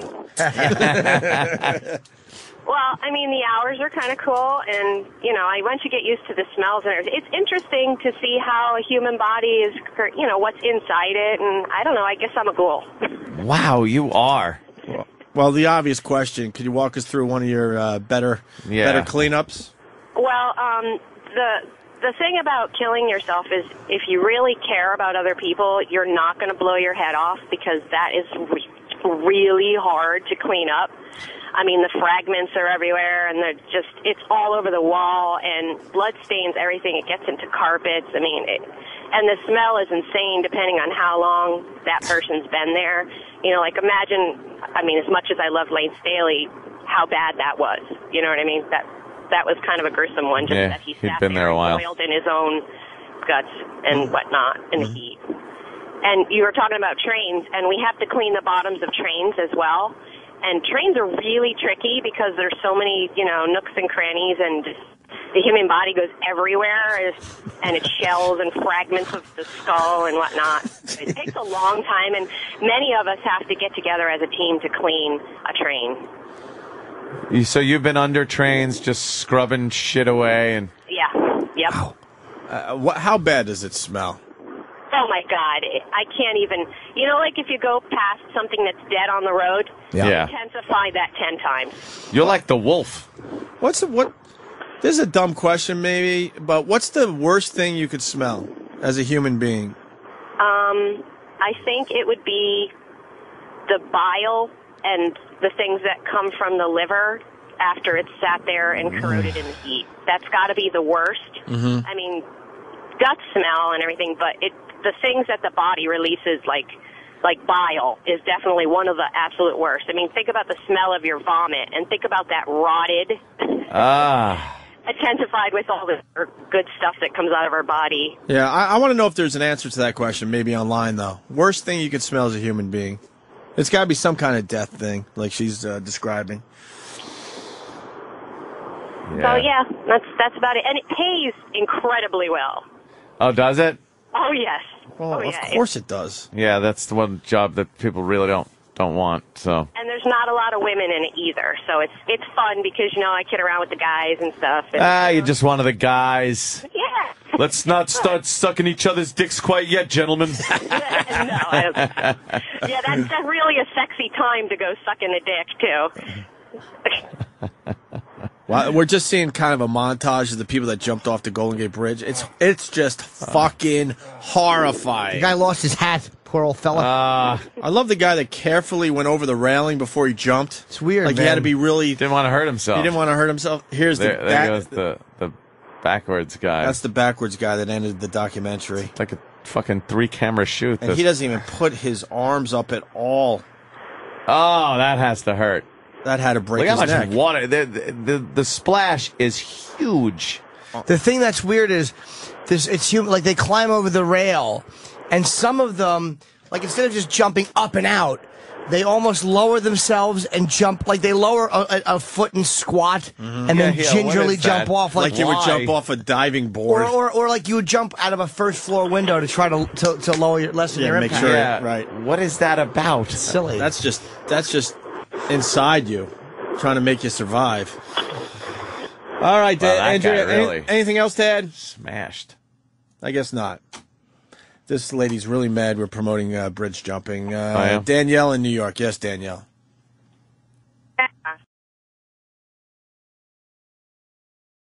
Just jump off the damn bridge, and now he's got 800,000 people dead, stopped in fucking traffic. People have lives they want to go to, and you want to be Spider-Man, Superman, or matrix yourself in a black trench coat off a bridge. You guys need to stop promoting bridge jumping. It's the most selfish way of fucking. Well, why do they have to stop the bridge traffic after someone jumps? By the way, why? Because for what reason? Because they want to try and save this motherfucker. If he wants to go, let him jump and let traffic pass, but they got to close the lanes. Then they got to bring in the people to talk him down. And then it's how many hours of this? He's going to ask for fucking coffees and donuts before he decides to jump. He melts it. And you know this. You've lived through this a few times, huh? I think the media doesn't report all the people trying to jump off bridges. No. Fucking miss flights because of these assholes. So I guess the least selfish way is the Brad Delp. The Brad Delp. The note that the closed door Very and the considerate. note that says Very "Don't come in here." you got the nice barbecue smell, so that's kind of pleasant. Yeah, in that's general. good. That's good. The cleanup's easy. Yeah, and it's You just professionals that are doing it. You just wrap them in the comforter and drag them out. Yeah, that's all. You don't even have to see them, because you don't want to see somebody all fucked up like that. Fuck that shit. All right, you want to move on, or we got like a guy jumped from Caesar's parking garage in AC. Oh, wonder what happened there. Lady he's with in AA shot herself in the face and lived. That's never good. You tell me what you want here. Guy he works with hit a guy committing suicide in truck before he hit ground. Yeah, truck driver. Someone jumped out in front of him. You want one of those? Yeah, that's selfish right there. All right, let's say hi to selfish. Travis in Kentucky. Travis. Good morning, boys. How you doing? Hey, man. About 3 months after I started driving, this has been about 10 years ago, I was going down a back road, and there was another truck pulled over off to the side of the road. I kind of moved over a little bit, and he darts out from the front of his truck, and I just ran him completely over, came to a stop. They found out his wife was divorcing him, so he decided to use my truck as a way to kill himself. Oh, great. Yeah, it was a fucking mess. Did it fuck you up? Yeah, a little bit. I quit driving for about 3 months and said, screw it. Do you see those? Do you see those eyes in the middle of the night when you're trying to go to sleep? Yeah, just peering at you. It's gone away now, but it was pretty fucked up when it happened. I mean, the guy actually fucked up the truck pretty good. It was about 300 pounds. Jesus. Yeah.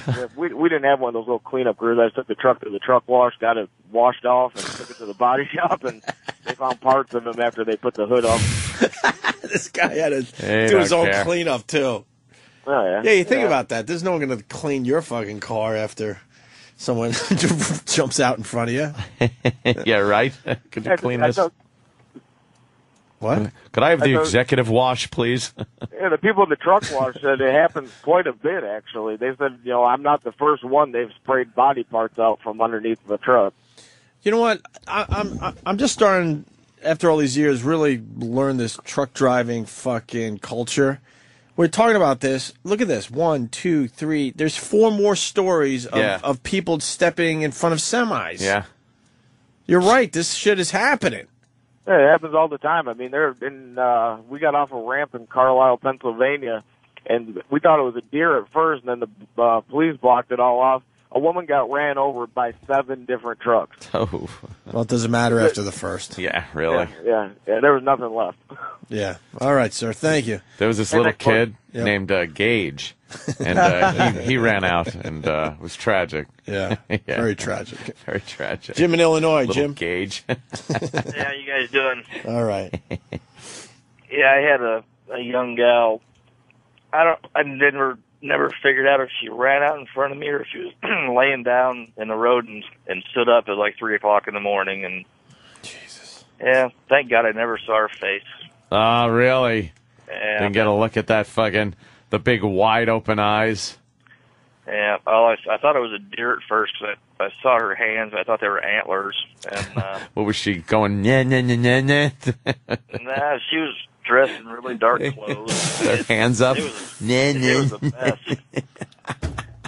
I'm doing it. Yeah, I see. Anthony has That's his not thumbs helping. by his head like Bullwinkle ears. It's not helping. Antlers. Trying to help. It's not helping. No. No. It's making us uncomfortable. What about Brian from San Diego? A Padres fan there, Brian? Yeah, fuck that. Yeah, fuck F.H. that. Riley's is now officially a Padres fucking sports bar. Spread the word. All right. Man, I'll meet you too many there. customers? you wanted to Yeah, cut down on the... wanted to thin out the herd a little bit. What do you got there, Brian? All right, now this is a pretty traumatic story, but before I moved to San Diego, I was living with my best friend in Buffalo, and he actually killed himself with the Boston method with the charcoal grill. Yeah? And he locked me out of the house. I was closing up the store. I came home. He locked me out of the house. I had to crawl in a window. And as soon as I crawled in, the entire house smelled like a fucking barbecue. And he had the door taped up and everything, so it actually leaks out and destroys like the whole house. After he got carted out of there, I had to fucking scrub everything. There's soot everywhere, and I cannot smell a barbecue now without being fucking traumatized. Oh, see, so it fucked you up. It does fuck you up, but the thing that's really honestly, it's probably the best way to go, because when I saw him, he was pretty peaceful looking. He wasn't like in 500 different fucking pieces like the truck store or anything like that. Just kind of laying there. Yeah, that was kind of depressing. I'm sorry. I'll talk to you guys later. Bye. Oh, jeez, kind of fucked him up a little bit. Yeah, we were going to move on, but there's a train engineer on the phone. Listen to this. Choo-choo. I'm learning something new today. Sean in Idaho. Hey, good morning. Hey, they tell us Hold on one before we second. take a job- Hold on one second, sir. We have to address the fact that Anthony, I don't know why, but when you said a train engineer, he just went choo-choo. I wanted to let the listeners know. He's just trying to paint a picture so they could see a choo-choo. Choo-choo. You should know why, though. So childish. This is very uncomfortable for Anthony, so he's trying to keep it light.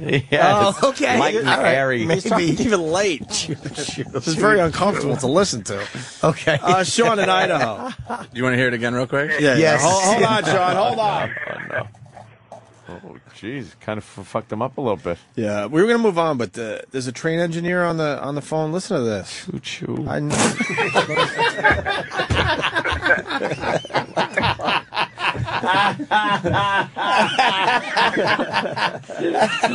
am an ass. There was no reason for that. Choo-choo.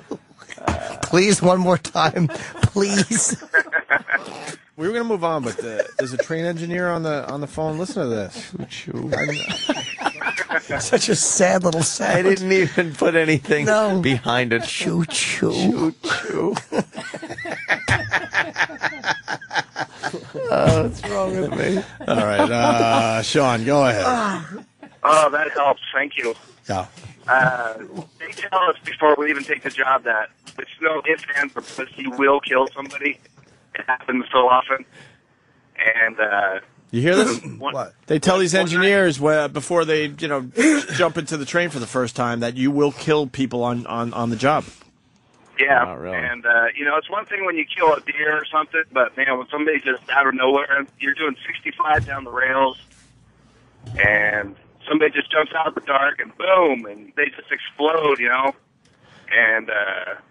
it's pretty tough. They give us psycho, we talk to people afterwards and stuff, but it's.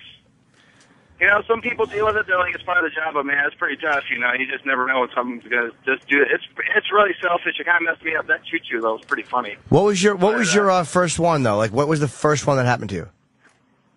Just 65 up here in southern Idaho. and just out there in the middle of the desert, and you're just cruising along, you're not thinking anything, and all of a sudden, boom, I mean, our lights are pretty far out, so, you know, it's pretty pre-planned. Was it a guy or a girl? Do you remember? It was a guy. He just, they think he may have been drinking or something, but boy, when you don't know. You're just cruising along And did you see him? Like, did you get a good look at him before? No, you're going 65 and they jump out in front of you at the last second because, you know, it's not like you can stop a mile-long train on the dime, you know, and all that weight coming at you. You just explode. You know, like that one girl was saying, they have to scrub underneath the train and stuff, nooks and crannies, because there's nothing left. You know? I always thought what would happen, I've always thought, like, I would hate to stand in front of a train. I would never jump in front of a train just in case I lived. Oh. But the thing is, I would hate to get hit by the train and bumped forward and then crushed against the wall and live for a few minutes. Oof. No, you want to explode, I guess. I don't think, I mean, if you've ever seen, like, YouTube clips where, I mean, semis get disintegrated, cars, you can just imagine what a human body Oh, yeah, that's true. Okay. You just explode, yeah. All right. Well, thank you, guys. All right, Sean. Thanks for bringing that to light, and hopefully some guys won't be so selfish and they'll truck drivers and train guys, you know. Nah, I think we just gave a lot of people some good ideas today. Yeah, exactly. I think that's how it really works. Yeah. If you think about it. Thanks. And then finally, a guy jumped out of a truck while he was driving to kill himself. Why the fuck do that? That's... Ugh. Mike. Yeah. How do you know this to be true? Because I was driving the truck. Oh, he was a passenger, I gather. Yeah, one of our drivers had an accident. He was too nervous to drive back, so they sent me down to pick him up. And on the way back, he was all depressed because it was his third accident, so they was going to fire him. And as we're going down the freeway, he unbuckles his seatbelt, dives out the passenger door. Killed him, huh? No, I mean, the worst part was he ended up in a coma, and then his sister tried to sue the company for millions. Oh, shit. But you saw this guy open the fucking door and jump. Yeah, I was driving the truck. He just popped the seatbelt off, opened the door, dived head first right out the truck, and when I pulled over, he lost part of his head, and it was pretty gory. Why don't we move on? Yeah, why don't we do that? I think we're going to talk about rainbows next. Double rainbows, all the way. All the way. Stephen Adler should be here. Yeah. I think we're going to step aside and go cry or something. Book is so good, man. What else you got in there? Just about when he was when he sued Guns N' Roses and when he how he got fucked for money. It's like, I guess because so many of these guys party so heavily, you know, it's harder for them to keep their finances in order. Mm-hmm. But it's, man, rock guys have an amazing life. Not always in a good way either. It's like this amazing bubble where you lose touch with everything business oriented. And that's why you got to respect these musicians that keep a good business sense, because it seems like it's so fucking hard to do. Yeah, it seems like most of them are partying their asses off, getting laid, playing music, and somebody else is ripping them off. Dude, I'm not saying I'm impossible to steal from. I'm not. But I sign every check. I fucking go online. I look at my investment accounts. I look at my account. I write my... I fucking keep an eye on all of my money, man. I'm terrified of just like waking up and it's all gone. Yeah. Not that it's that much of it, but it's like, you know, what I've worked for, I don't want to take it from me. I know. I want balances every month. I want, you know, the old balance sheet sent to me. Choo-choo. So I know exactly what choo-choo. Choo-choo. Such a sad noise. I'm an engineer. Choo-choo. Why? I know what trains sound like. I know. I felt compelled. I don't know why. Choo-choo. I wanted to make a choo-choo. Boo, boo. Choo-choo. The Opie and Anthony Show on the Virus. Sirius XM. Oh, yeah. More Mel Gibson audio on the way. He left 8 voicemails. Wow. For that broad. We're going to be playing all 8 of the voicemails. But first, we got Stephen Adler. Why wouldn't they bring him in? He's just... I know, right? Hi, guys. Good morning. Hey, what's up, Stephen? Gentlemen. And Chip.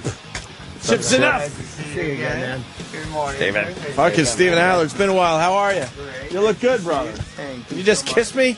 Smell good, though. Everybody gets a hug and a kiss. Looks like you're keeping your shit together. Yes. Right off the bat, I got to say that. Because, I mean, we were all very concerned after that celebrity rehab. Like, what the fuck? Well, that was the Steven best Adler? thing I ever did. Yeah? Oh, yeah. Greatest experience working with Dr. Drew. Are you a success story? I'm his prodigy.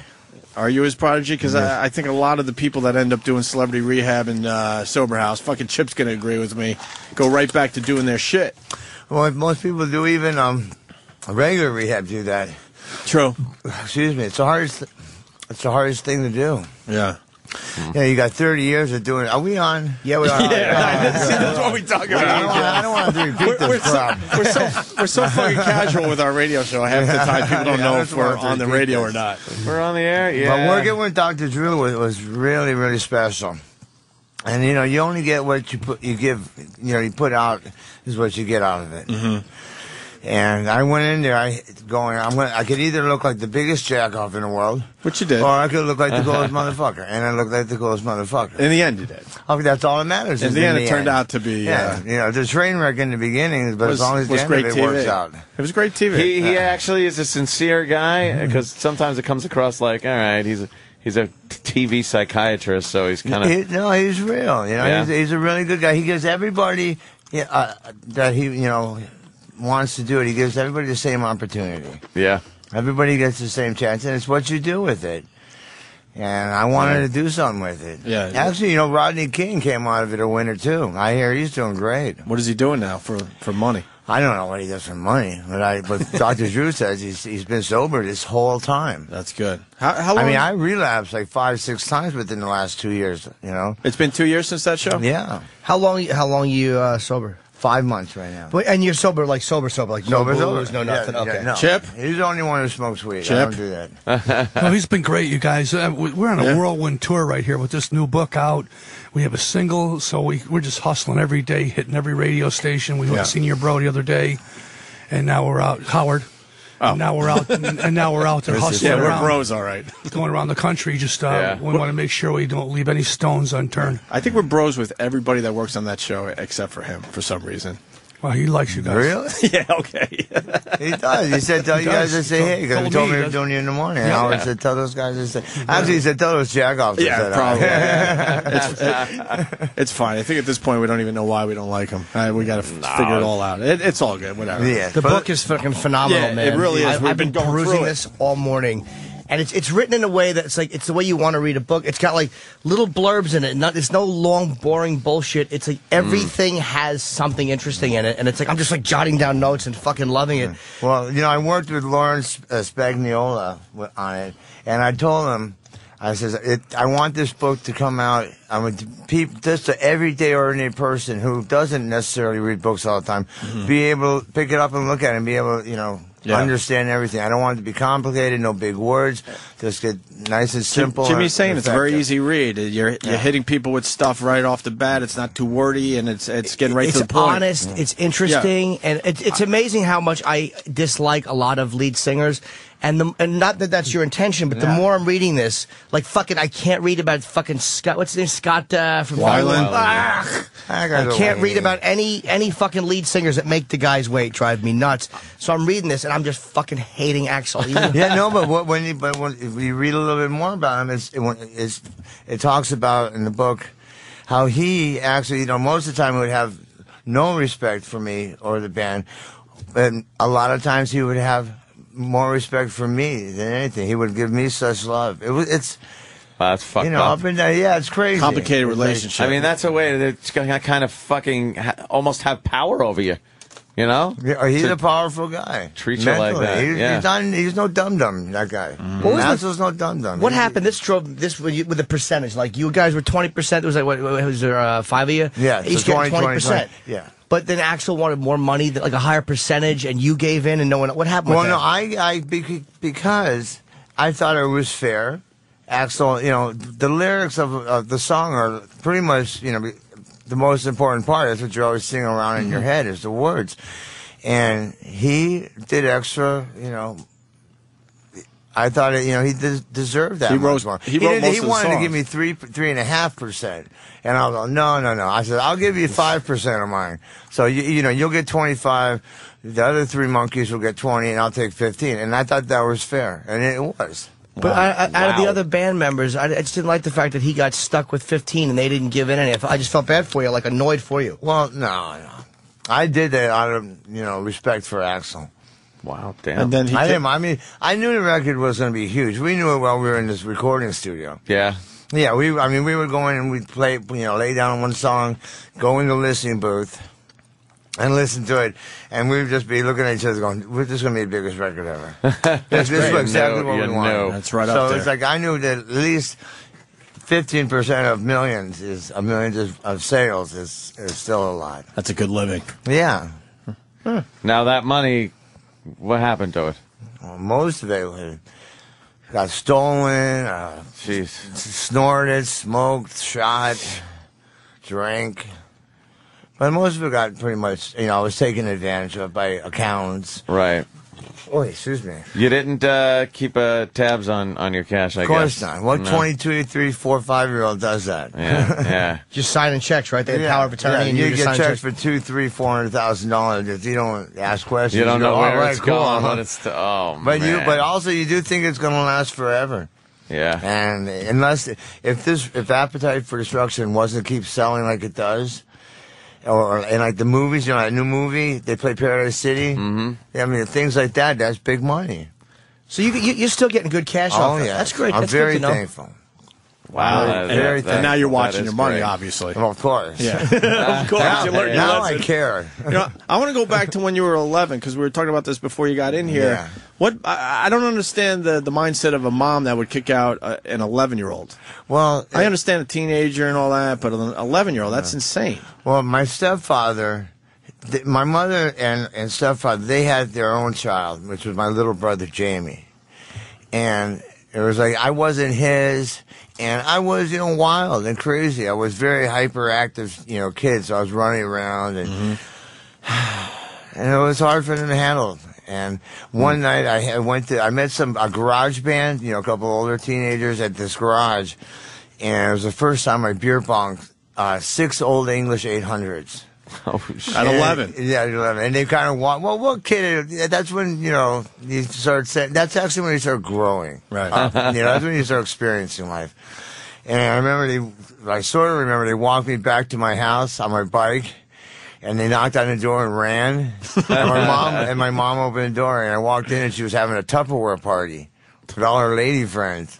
And I just threw up in front of all of them. I was like, and then passed out. And that was kind of, we had enough. And where did they send you? To my grandmother's. Oh, okay, so at least it wasn't bad, and it all worked out good because a couple weeks after that I met Slash, and we've had not a. So if you were never kicked out of your house, you relationship, probably would have met Slash. I would have never met Slash. The whole everything Isn't it weird how comes that shit together, works? It's crazy. Right. Huh. It is weird. Like what seems so fucking horrible at the moment, you led to be one of the biggest bands in the world. Yeah. Bizarre. So you what was there's stories obviously as you were growing up, and there was the obviously it's a big piece. The Starwood the sexual abuse. Yeah, sure, man. I mean, that's honest of you to admit that. Well, I had to. Because I kept beating. There were so many things, and I didn't really realize that were inside of me that I kept stuffing down that kept me beating myself up. And I needed to get this stuff out. And working with Dr. Drew, he, taught me. It was like going to school to get your life back together. Right. And he, you do paperwork and he explained, and I learned from it that you got to get this stuff out. And once I thought if I said that I was sexually abused, by an older teenager, an older man, when I was 12 years old, that I would feel worse. But after saying it was the opposite. I felt so much better. It was like, oh my God, what a relief. Right. What happened? They were the owners of a club. Were you going to the club? I had to read that part. I used to live down the street from the Starwood, and it was off Santa Monica and Crescent Heights. And I used to go, hang out there when all the bands would come for sound check. And then, I just met all the people there. I can't believe I was, 12 years old. You look at a 12-year-old now, it's just a little kid. Back in the 70s. And me and Slash did school every friggin' day. And nobody said nothing to us. Nobody said nothing. I mean, nobody. You would think the school would call up our parents. And, your boys ain't coming to school. They never come to to enroll. And it's like nobody did nothing. Those were crazy times. But they fed a 12-year-old Quaaludes. Oh man, there was this club called Osco's Disco that me and Slash used to go to in Hollywood, and we're 13, 14 years old going to disco, doing cocaine and Quaaludes and acid and fucking. Yeah, you can fucking. Wow. I mean, we were with older people. That's and I was like, when I was saying, I see kids who are 11, 12. You can't imagine now, right? Mm. How did grown-ups? Yeah. It seemed like we were grown-up kids. Right. But the sexual abuse. These guys were feeding you drugs. The first time it happened, or when it was only happened at one time, but that's all it takes. Did you know while it was happening this was fucked up, or was it after you kind of came out of it? It was after I came out of it. They drugged me. I mean, I was partying with them, but they gave me more of other stuff than I thought I was taking. Okay. And I got taken advantage of and hurt. And, it happens. I'm not the only one. And that's another thing. You always think, you're the only one. And you realize it's and I realize I'm more not common. the only one. And did you actually carry that with you and kind of keep it a secret and feel bad about it or ashamed of it? Of course. Until I got it out of my system and said it out loud, I felt better. Did you see those guys? No. After the fact? Yeah. Well, yeah. Sometimes, they would. Did you want to kill them? No, I didn't. I don't remember it really per se. Remember it exactly because I was under the big influence of drugs. So. Wow. So as you were coming up, were those guys out of the business when the band was getting big? Were they long gone, or were they still didn't really know those people. I didn't know those people. Mm. Yeah, they would just come to the yeah. club every once in a while too. Mm-hmm. But it's funny about that. That's the same place I met Danny Bonaducci.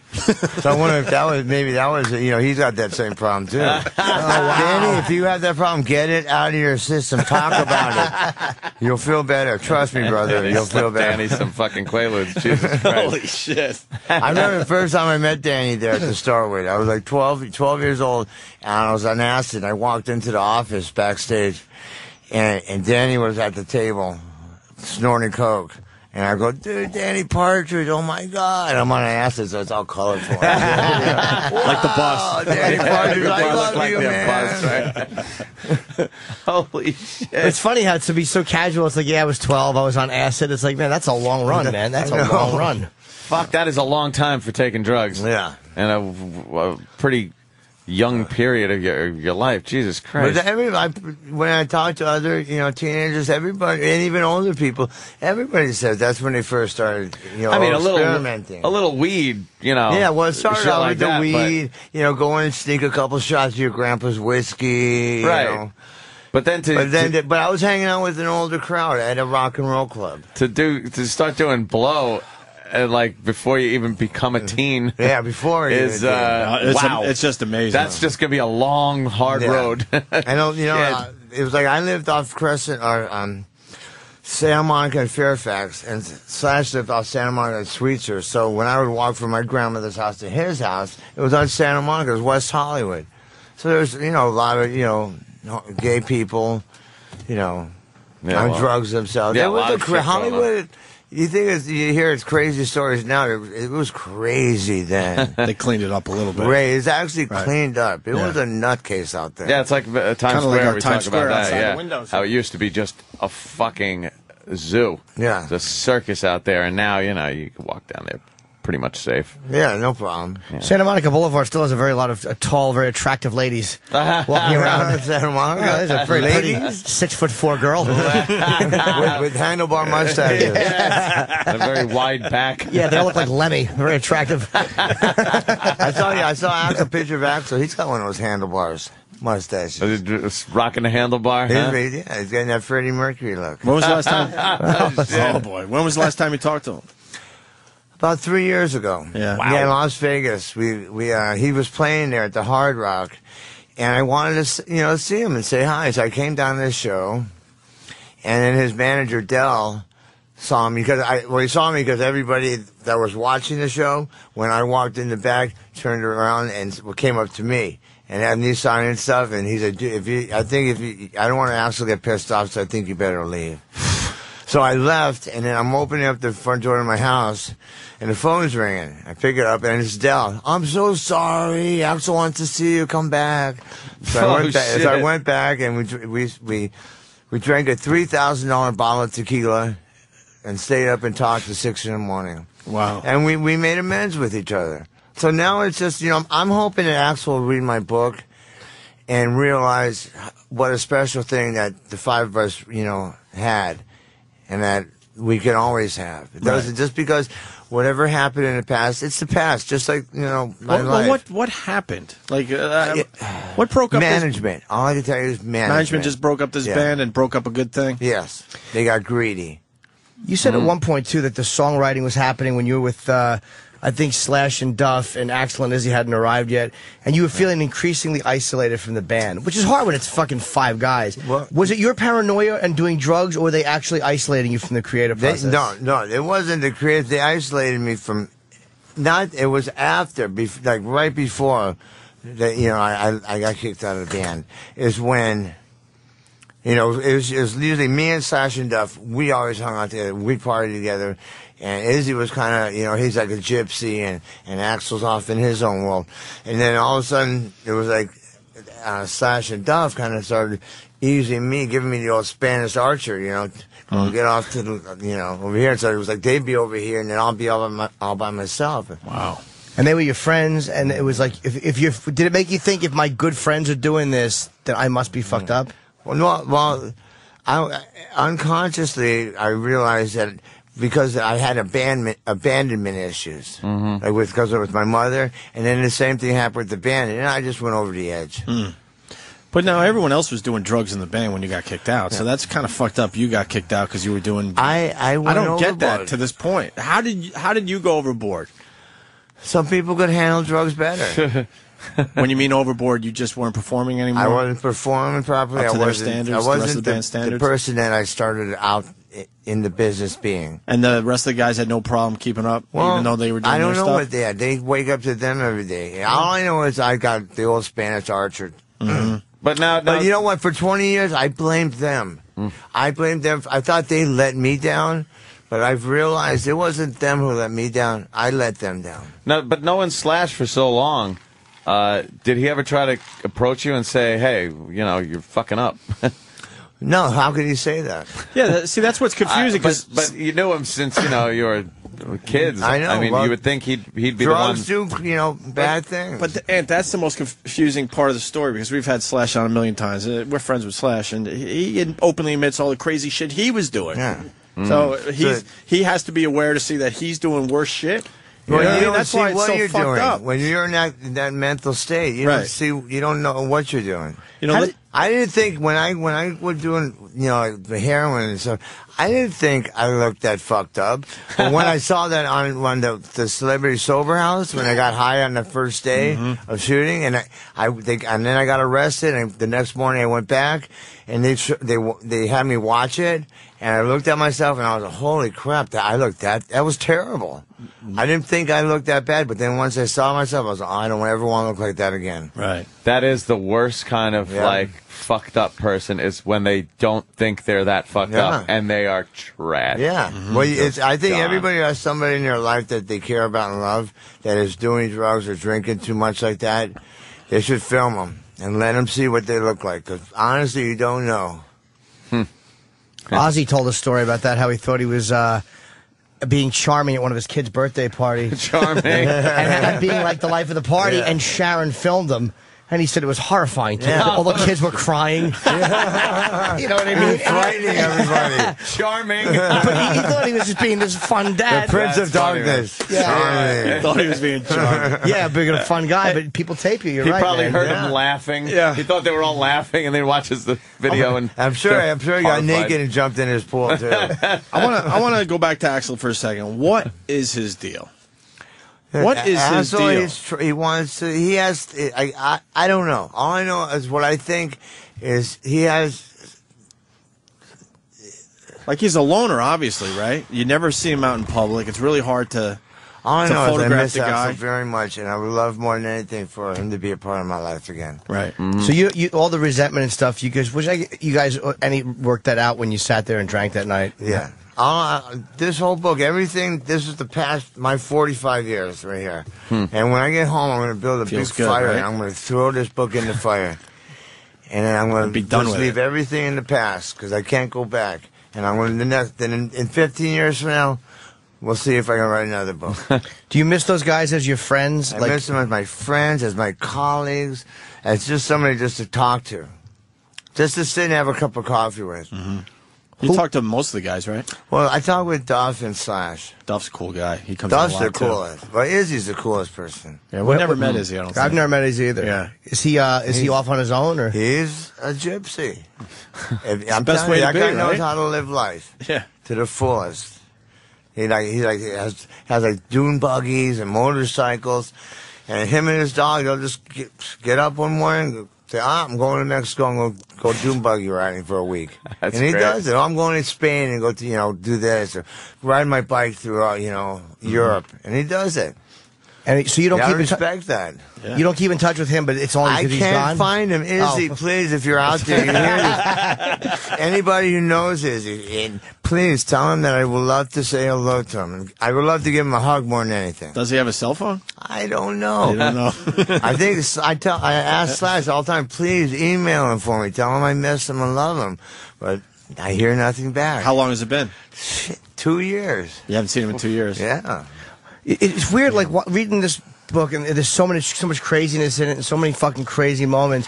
Do you feel kind of like, because I'm listening to you, like reach out to these guys, like you've come out of a haze and realized, like, fuck, man, time has passed, and my friends are scattered now, and it's almost like you come out of this fog and trying to like reach back and grab for these people that are gone. I mean, like I said, we had a very special thing, and it's so hard for people in life to 5 people to get together and have something so special.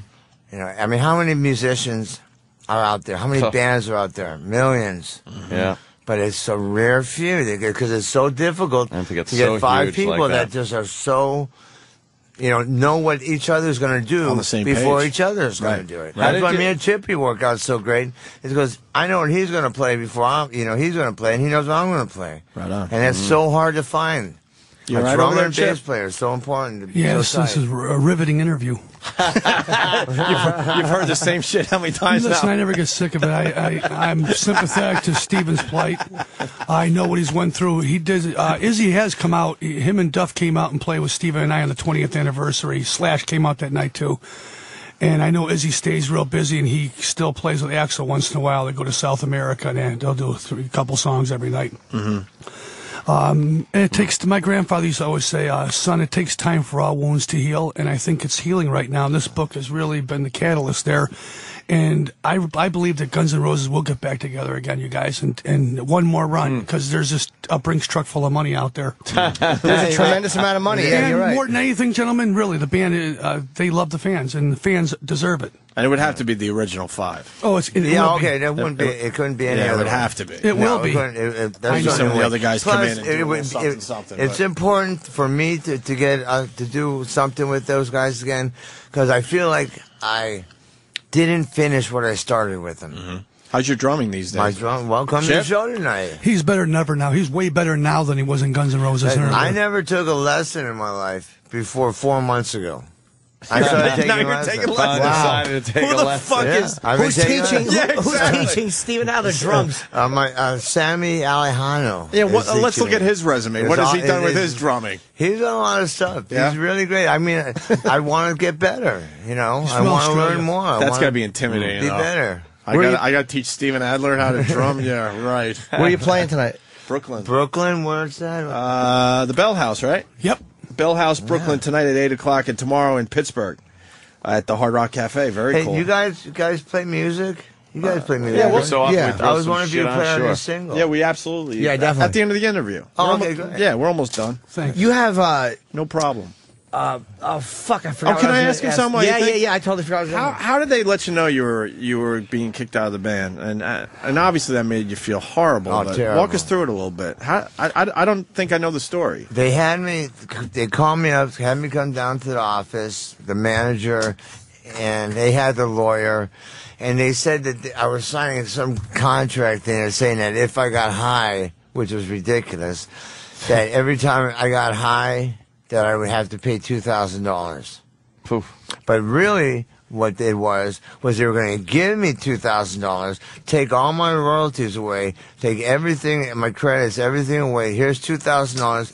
Get the hell out, get the fuck on the street, like I never existed, and that's it. Isn't that disgusting? Isn't that disgusting? So that's Fucking what the lawyers. whole lawsuit thing was. Because, and I won the lawsuit because we went to court and they were such assholes. It was like really tough. The jury just fell in love with me. Right. And it was horrifying.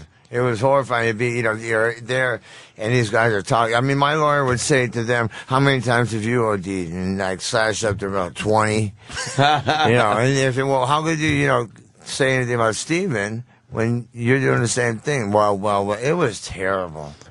Yeah, $2.5 million, right? Was it $2.5 million? And then they got on my 15% back. Yeah, the back royalties, too. Yeah, you should. It's fair, man. What's right is right. That's crazy. Wasn't there an MTV thing, too? There's a whole bunch of things. Where you learned you were out of Guns N' Roses on MTV? Oh, yeah. What was that story? I was sitting at home watching MTV.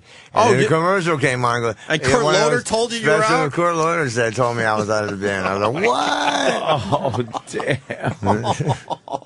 They wouldn't take my calls or nothing. I was just, I don't mean to laugh, dude. Well, no, we can laugh about it now. That's brutal. It's all right to laugh about it now. How are you with the fans now? Because you told a story in the book about going to see a bunch of bummed out fans in a room, kind of because they said the band didn't do many meet and greets, and then you hung out with them and talked to them for a while, and you were like, it made them so happy, and you kind of regretted that you guys hadn't done a little bit more of that. Well, I try to do as much as possible because I've had the opportunity to sit on my ass and watch TV for years on end, and because of the fans. I don't have to work if it wasn't for fans. And all they want to do is see, say hello, sign something. And I could always do that. Yeah. Just have a little moment with you. Just a moment. Take a picture, and that's worth it to me.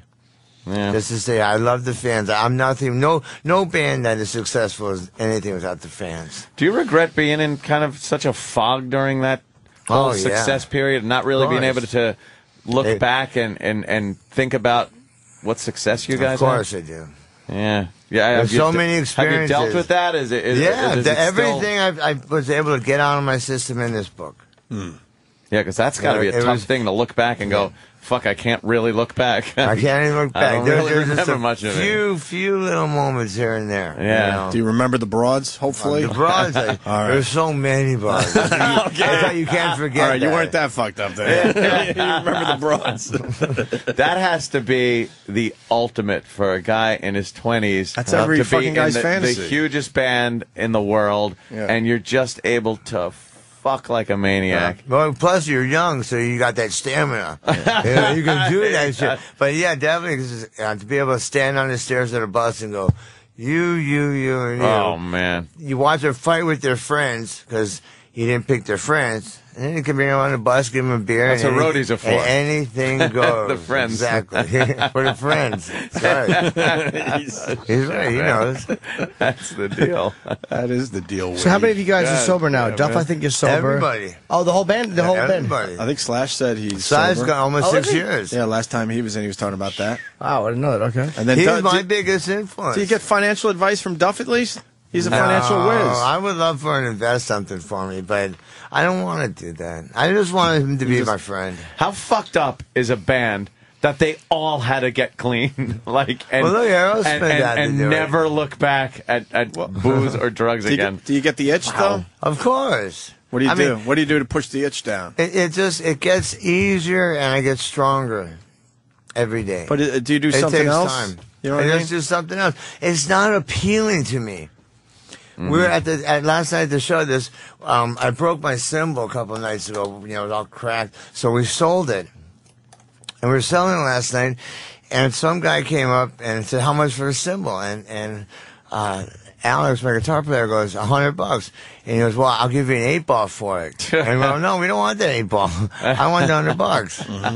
And I got just, and once he showed us the thing of Coke, and I looked at it and I go, I cannot imagine getting in that mental state again. I would blow my brains out. I mean, you don't know how many days, literally looking out my sheet, the curtain out my window, thinking there's people in my trees and shit. Oh, Coke makes you paranoid? Oh, no, not at all. I spend more time looking out my window thinking there's people out there than I actually did doing the drugs. Jesus. And if I would have put, if I would have put 1% of an effort in my life of getting successful as I did in getting those drugs and doing them, I would be the richest person in the world. Do you kind of like push away regret because you're like you are alive and like, you know what I mean? You've been through enough experiences that probably if life was fair would have had you dead, and it's like, oh, you know what?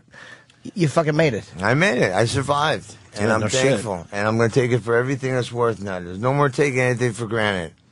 I want my next book in 15 years to be a happy story. Yeah. Well, I mean, this ends happy. Well, your it ends with me in here. Your stats are crazy. 3 attempted suicides, 28 more? 3? Yeah. Yeah.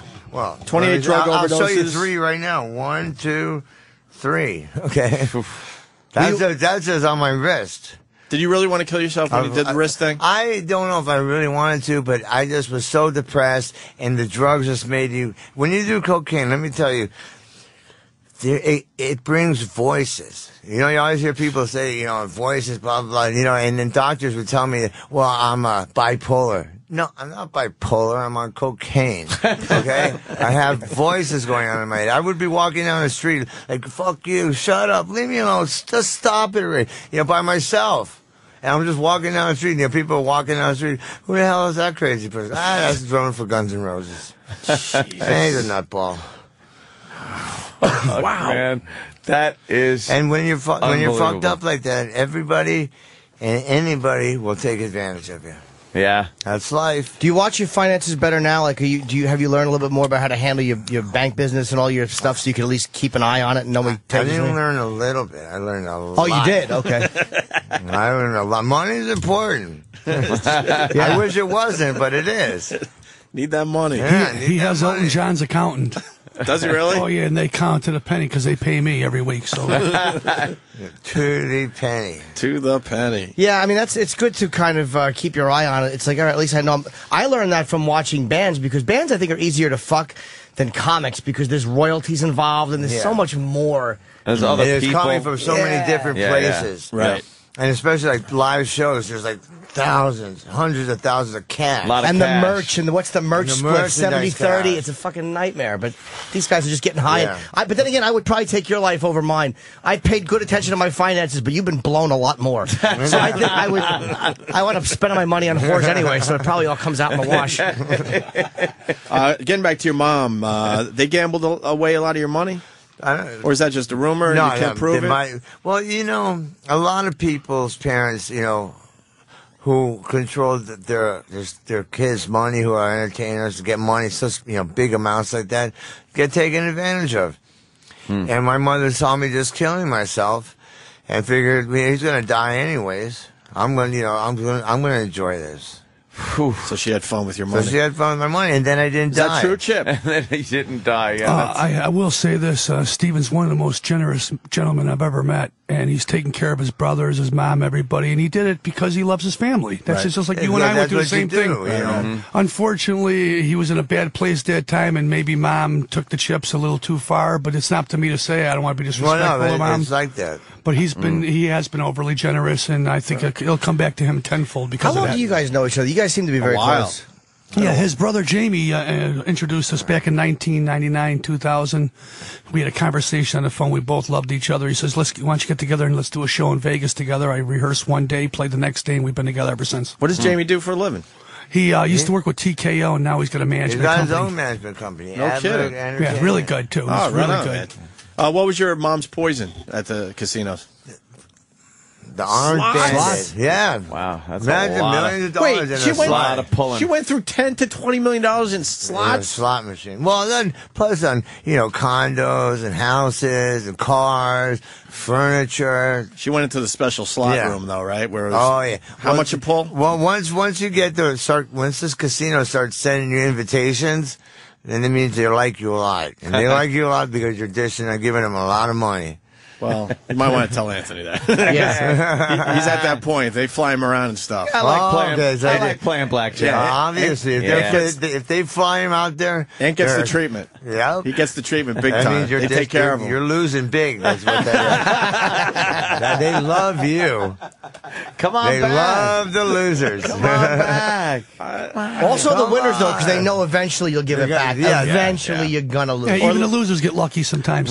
We did it with last time we were in Vegas a couple months back. We played there, and we were walking to the show from the elevator at the Hard Rock, and there was this craps table, and everybody around they were screaming and going, yeah, yeah, and they were ride it, and then we walked out 5 minutes later, and everybody's at the table. Oh. I'm like, what happened there? That's it. They were all Riding screaming, high. go, and there's just sadness, and you could just feel it in the room. Yeah, the Whoa. chips always wind up going back into the. I mean, I think I sort of heard one guy go, "I just won $10,000," and he goes, "Yeah!" And then 30 seconds later, he goes, "Oh." They go, is there an ATM around here? Nothing worse than going to the ATM. Fuck. I Dude, gotta go we take back my to the watch. ATM. Right. Shit. What's your relationship with your mom like now? Wonderful. Oh, you really great. Oh, yeah, I told you, I need everything. I can't go on with my life unless I put everything in the past. And I've talked with her. We've gone to sessions, doctor sessions. I know whatever it takes. I got to learn from you, I guess. Well, did you realize that you guys probably both had the same kind of demons in some way? Like, she's a person, you're a person. She's a person, I'm a person. Well, you guys I mean, my grandmother didn't treat her like my mother treated me when I was there. Treated her the same way. See, it goes like that. From one generation to the next. Right. I have the feelings that I have because my grandmother, she already raised all her kids. I was her angel. Okay, I was her little blonde, blue-eyed angel, and nobody was going to, get anything over on me. So, and my grandmother already took care of her kids. So I was like, and her prince, I could do no wrong. And so no discipline. I'm lucky. So I'm lucky I had some positive influence in my life. Sure. To make me not like my mom. Or maybe that's why I don't want to have kids. Because look how terrible I was. Look how nuts I made my family. I don't want to have kids and it makes me nuts. Scares you to be I a brought father. you in this world. I'll take you out. And I'll make another one look just like you. Are you guys doing a book signing? Marty? Yes, we are. Yeah. You doing? Were you working? You doing? Well, a I gig did one tonight? yesterday, the day before. How'd It was it go? really great. A lot of people came out. Awesome. Yeah. Today's Wednesday, so that means the book probably came out. They usually come out on Yesterday. Tuesdays, and that means Monday, the day before, would count for the list. So Yeah, that's cool. HarperCollins just told us that Stephen's book is number 80 and 86. Amazon right now. And moving up. 82. Right on. That'll move up, and a lot of those will Well, where's be. the book signing? Let's get the Yeah, info. the signings are what's going to put you on the list.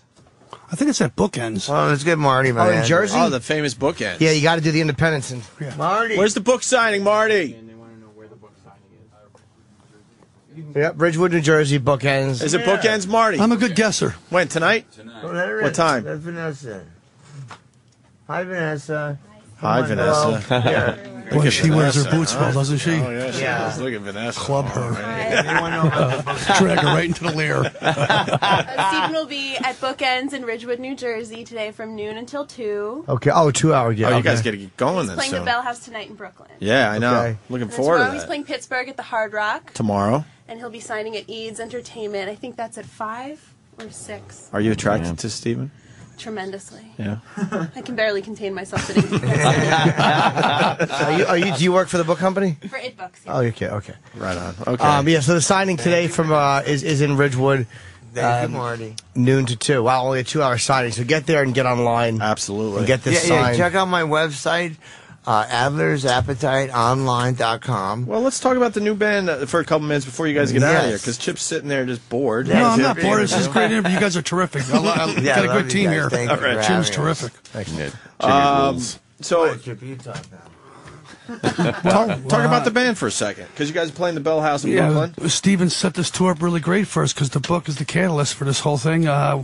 We're called Adler's Appetite. We have our first single. In this day and age where you're spending a couple $100,000 to make a record, we just decided we went and got Anthony Fox, who did Buck Cherry and Aerosmith, and we did one song and we put it now on iTunes and Rhapsody. And that's what we're going to do. Every song we're treating like a single. And it's Alex Grassi, formerly from Quiet Riot, and Michael Thomas, and myself, and this kid we found in Canada named Rick Stitch. We got pipes, great look. I think he's a star. And we go out every single night. We're doing nothing but Appetite for Destruction. Of course, all the songs that Stephen co-wrote with the band, but we threw a couple of our own songs. And every night the single gets over like as good as our other songs. People really gravitate to it. I think we have something good here. We got a nice sound. It's a culmination of everybody's style. A little Guns N' Roses, maybe a little bit of Enough's Enough. It's and a we nice all little get mix. along. We're all having so much For now. fun doing Let's be this. honest. For now. For now. That's all For now. Well, we've been together for quite a while. We've all suffered. I remember like 3 years ago, we were getting ready to go to South America. I couldn't get a hold of Steven. Record company flew me from Chicago to Los Angeles or to Las Vegas. I went to Steven's house. He wouldn't answer a door for anybody or talk on the phone to anyone, but he never turned his back on me. I ended up climbing up the stairs trying to get up there, and there he was standing with a baseball bat ready to bash me in the head with it. Who's trying to get in the house. We went through tons, and tours out where I'm left out in Germany, and I got to fly back home without him. And we went through a lot of stuff. So believe me, we're real brothers. Yeah. Did you make that gig, by the way, that you flew in for, and they had to go to South America? Did that gig happen or no? His exact words to me, he was blown out of his mind. I was vacuuming and cleaning up, doing everything I could to keep off it. And I said to him, bro, we got to go out here and do this. He goes, I'm not going anywhere unless I get $20,000. So I called the agent. I said, I need $20,000. He says, okay, meet me at the airport. I'll give you the money there. And then in the morning, he pushed the cymbal down. I was sound asleep. He pushed it down. He goes, Chip, did you hear me? I'm not going. And that was it. We knew the tour was going to happen. And 2 weeks later, he called. He goes, I apologize. Come on back here. Let's start up again. And we've been together ever since. I was smoking that crack pipe. That was dandruff. Is it bad? It's very bad. What do you think when you miss a gig? Like when you get high and you wake up and you've missed the gig? It is so horrifying, embarrassing, it's shameful. It's the worst thing because you feel like you let not just yourself down, but the fans down and the band down. Yeah, I'm sick of letting myself down and other people down. It's been nice, everything's going so well. But there's only one reason, and I have to say, I am thankful for Dr. Drew for being a part of my life. I gotta be honest, you look great. We interviewed you a few years back at XM, and I was a little suspicious. It looks like he's trying, but I think you even admitted he was drinking a little wine or something. And Jimmy was like, "Oh, okay, he's got a ways to go." Obviously, you look much different here today than he was Otis Campbell, and it wasn't Ernest T. Bass. So. So do you call people if you feel the urge? Like, do you pick up the phone, or are you just doing it on your own, or do you kind of? Oh no, I talk to people. Oh, good. Slash is my biggest influence. Because he's always been my best friend, and we've been so close. And to see him having 6 years sober, and it's like if he can do it, I can do it. And I need not just that I need for Slash to be a part of my life. Right. Because the last 20 years that he was a part of my life was the worst 20 years of my life. And I had 45 years of life. And the last 2 years since Dr. Drew hooked me and him back up, how me and Slash got together was Dr. Drew. First, he asked me if I wanted to do the sober or rehab thing the season before. And I said, I'm not ready. I'm not done beating myself up yet. So next year came around and asked me if I wanted to. I said, yeah, I'm thinking I'd like to do it, and I feel different now. And I'd like to try it, but I said, I don't think that I could do it to the best of my ability and get the most out of it if I don't talk with Slash. So he hooked up a meeting where me and Slash were in a room by ourselves. No cameras or nothing. And I had the opportunity to apologize to him. Because I blamed him for the last 20 years of all my downfalls. Every bad thing that happened to me, I blamed him. And so I got to finally tell him, I'm sorry that I blamed you, when it wasn't his fault. He didn't put the needle in my arm, unless I asked him to. I did it. Jesus. How did he respond to that? He said He must honestly be that he cool. was sorry too. That he didn't stick up for me more, and we started crying and we're hugging each other. And it's just, he was a very special person to me. We have so much, history together, and we've done so much together. And it's so important for him to be a part of my life, and I'm so thankful he is. Right on. You amazed at last question? Are you amazed at bands like the Stones? Yes, I'm so jealous of the Stones. That can survive for so long Yes. with such massive names as Richards and Jagger and fucking Charlie Watts. Well, that's all we ever, back in the day. We said we want to be like the Stones. We want to be like Aerosmith. Being a huge fan, it's a real And- bummer. and It's a me- bummer that yeah. it ended, so quickly. Well, it doesn't have to be over. Axl, read my book. I love you. I miss you. Duff is the Axl. I love you. I miss you too. Did you check out Chinese Democracy? I think you should have called it War. W-A-R. W. Axl Rose. Oh, okay. I mean, it's appropriate. War, Axl. Right. He's at war with himself. But yeah, he shouldn't have called it Guns N' Roses. I Yeah. think it would have worked better for him. Right. Yeah, well, good point. Okay. All right, let's play the new song, Adler's Appetite, Good to Be Alive, the book signing. Let's get the plug. Today at 2 o'clock, it's noon to 2 at Ridgewood, Bookends in Ridgewood, New Jersey, which is there's a lot of room in there too. They don't just stand you outside like assholes. They have you like loop down the steps. There's plenty of room. And then tomorrow night the gig is in the Bell House in Brooklyn. Tonight, Brooklyn, Bell House. Yep. Hard Rock in Pittsburgh, 10 o'clock tomorrow.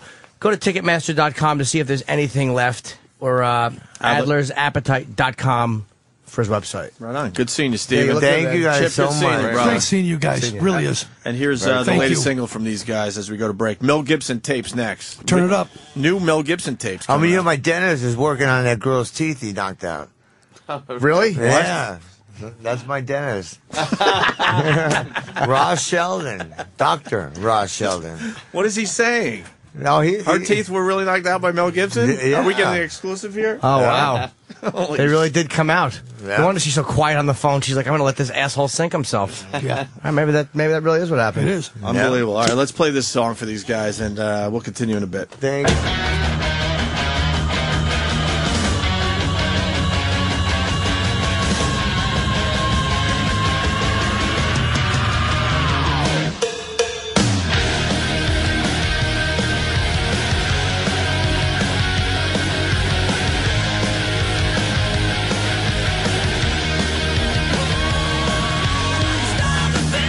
From Babylon to Malibu, and the wild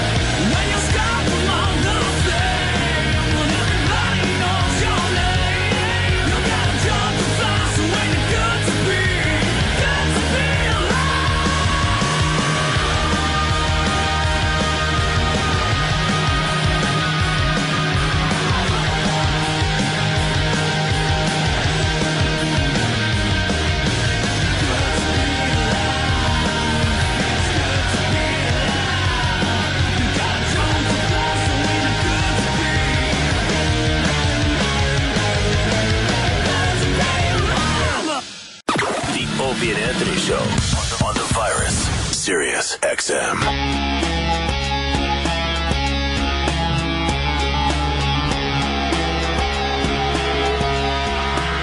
Jesus, Dan, you got to warn us before you show us a picture of Snooki. She is disgusting. She really is disgusting, and she's got a bunt. She's too young to have a bunt. She has a big bunt. She got flap tits. And one of those bathing suits that's supposed to hide the shit. Yeah. But then you know, oh wait, this girl's hiding some shit. She's shaped like a Care Bear. She's she's a big bubbly thing. She's just like, that is one of the most unattractive swimsuits I've ever seen on anything. It's like a grandma should be wearing it. And her big bunt. She is disgusting. So fucking she really is disgusting. She's fat in like the worst places. Like she's fat in weird places. Yeah, like You're her right. arms aren't fat, like her legs really aren't fat, but like she's got this fat stomach and then like a fucking turkey neck. And her hips are like fat. They go right from her armpits straight down. But Danny's onto something. Her hips are fat, but they're like high fat. Like you wouldn't consider her to have a big butt, but she has fat upper hips. It's like you said, at the bottom of her rib cage.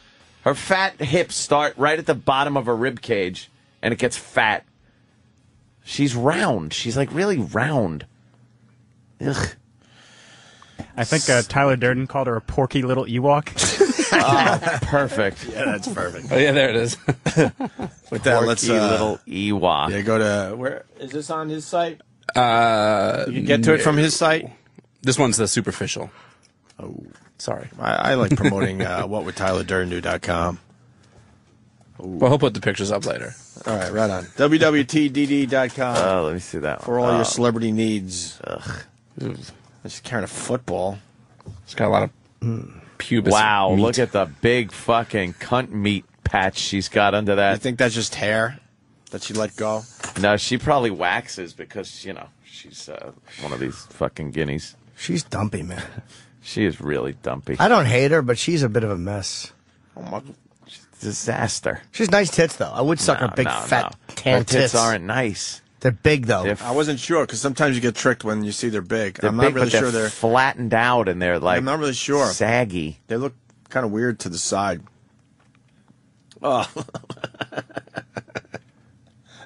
What a disaster area. Stop the show, these pictures. I know. I'm speaçless. Fucking, it's a radio show. Once again, I want to thank Stephen Adler for stopping in, man. He's a cool guy. Yeah, that was cool, definitely. Fucking cool guy. We got Mel Gibson voicemails now. Thank God. Can't get enough. On February 19th, between 11:30 at night and 3 in the morning, he left 8 voicemails. That's a weird. Well, it's not a weird time. That's a bad time, I should say. Probably had a few belts. Right. To start had thinking, a few in him. I need to pick up this phone and was make looking some at the calls. phone. Yeah, just staring at the phone. Fucking cunt. I ought to call. You know what? I ought to call her. Mm-hmm. She deserves it. And someone actually on Twitter said, "Will you guys get over the Mel Gibson tapes? They're getting old." How is something getting old when you got new stuff coming out? That's from Mel G in L.A. So listen to something else, you fucking douche. But explain that to me. Yeah. That is the dumbest thing I've ever heard. It's getting old. It's not getting old if the story is still developing. Yeah. If we were still playing tape 1 ad nauseum, Over and over then you again. would have a point. Don't listen. But this is brand new material. Voicemails mother. from Mel Gibson. Starts with this one. It's a quick one. The first one's really quick. I called. What the fuck was that about? He probably wasn't going to call her, and he couldn't help himself. I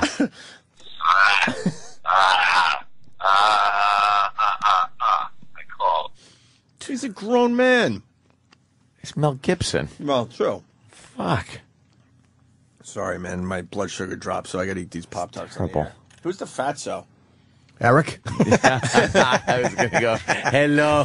Well, we're never going to get her back on anyway, so that's Brooke Hogan. Brooke is getting fat? That's Brooke and her mom's. Her mom is thinner than Brooke? What's with her gut? I love her legs off. She's so sexy to me, Brooke Hogan. Really?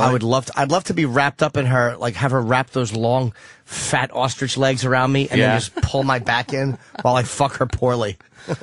I'd give her a terrible fuck. What'd you? I just come right in her.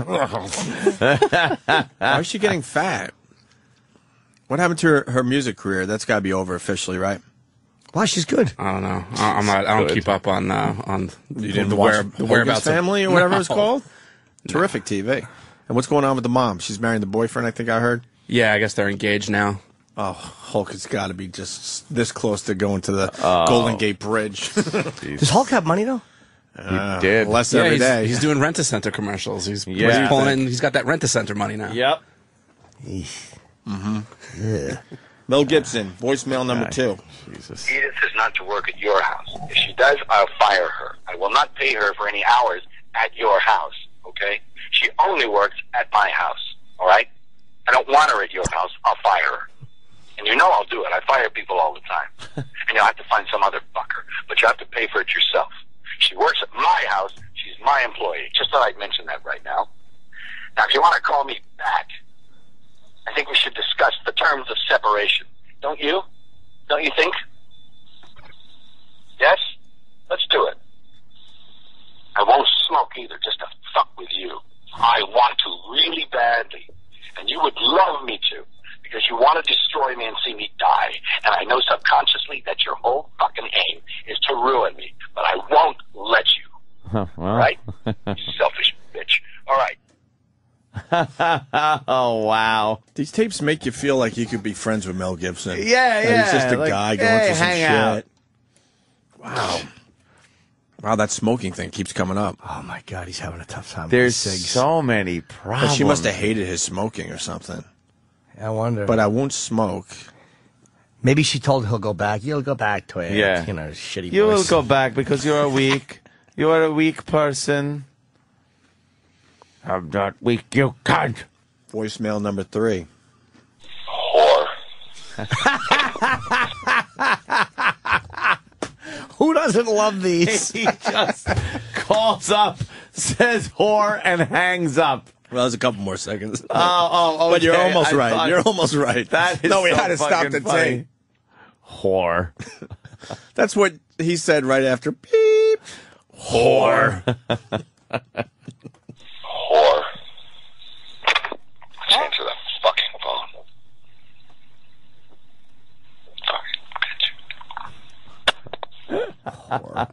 Whore. I love that. Oh, is he the best? Tape number 4, or voicemail 4. You were a sour-faced bitch today. You think it was tricky to get that fucking tree and the hole and the placenta and organize all that shit? You know how much fucking time and money went into that? Did you thank me? Did you even have a fucking smile on your face? Fuck no. You were down there looking like a spoiled cunt. You don't give a fuck, do you? You really are a shallow bitch. Everything about you stinks. And I'm seeing it real loud and clear. Fuck yeah. Fuck yeah. Everything about you Everything stinks. about you stinks is a great line. What a line. Everything about you perfect. stinks. I want to know more about the tree planting Yeah, what's ceremony. this fucking tree? He's It got comes such up a few times. A problem with her reaction to this fucking tree. All right, Mel, enough with the fucking tree. Some dumb local thing, probably, right? Yeah. She wasn't very festive about it. You know how hard it is to put a tree in a hole? Voicemail number 5. Everything about you stinks. It's great. What's that? What's this? What was it? I don't. Why would E-Rock, what was it? Why are you putting something old here? E-Rock? Because you only played it one day, in case you wanted to play it again later. What is it? It's the Mel Gibson Voss remix. Oh, well, it doesn't say that, does it? It's it looked like volume 3. That's supposed to say Voss. All right. Oh, shit. All right. I think All someone right. deserves an apology. Fuck no. E-Rock? Blow me. Apologize. Here's voicemail. Very good. Voicemail number 5. Oh. Just making sure you're awake if you're trying to sleep, because I'm awake. And you deserve to be. Yeah. He can't slam that phone down hard enough. He's waking her up because he's awake. It says from 11:30 to 3. So what? Every 20 minutes he can't help himself. Every half hour. Help himself. He's trying to watch TV. He keeps pausing the movie he's watching to call this cunt. Voicemail number 6. See, you can see I'm not available for use anymore. You can see the well's dried up, and you just take off. You just leave. You just take off because I'm finished for you, right? Because I can't give anymore, right? To your fucking personal cause. You. I can't do it anymore. So you're out of here. Rat leaving the sinking ship. That's your M.O., isn't it, baby? That's your M.O. I will believe that because it seems to be the truth. Wow, that sounds like a line out of one of his movies. Probably a throwaway line. That's your M.O., isn't it, baby? Yeah. This guy is more in the tree planting thing. Kevin. Yeah, man, he buried the placenta. I can't spit out the placenta with the tree. He says. Oh, what he says, placenta? Yes. The baby's placenta, like when their daughter. That's a thing they do. Yes. He said that when y'all played it just a minute ago. He said the placenta and the tree. Oh. What? Which one was that? Fuck, we got to go back. 2? Is that the commercials Hulk Hogan's doing? It's for rent a placenta. No, it isn't, Chip. Edith is not to work at your house. If she does, I'll fire her. I will not pay her. Where the fuck was it? I think it was 4? Like 2 The back. next part. The next one. You were a sour-faced bitch today. You think it was tricky to get that fucking tree and the hole and the placenta and organize all that shit? Oh. You know how much fucking time and money went into that? Did you thank me? Did you even have a fucking smile on your face? Fuck no. You were down there looking like a spoiled cunt. You don't give a fuck, do you? You really are a shallow bitch. Everything about you stinks. And I'm seeing it real loud and clear. Fuck yeah. Fuck yeah. Why would it cost a lot of money? It seems like it would be something you do on your property, a little hole, a little tree, a little placenta. Everything is money with Mel. It's he doesn't. If it costs $5, yeah, he doesn't want it spent on her. Thank you, sir. We didn't pick up on that. Yeah, thank you. All right, no problem, guys. Later. All right, what do you want? Did I play voicemail 6? I don't know. See, you can see I'm not available for use anymore. You can see the well's dried up, and you just take off. Yeah. Let's go to 7. Have I justified the title mean yet? I think so. Okay, I'll stop being mean now. I'll stop being mean because that's mean.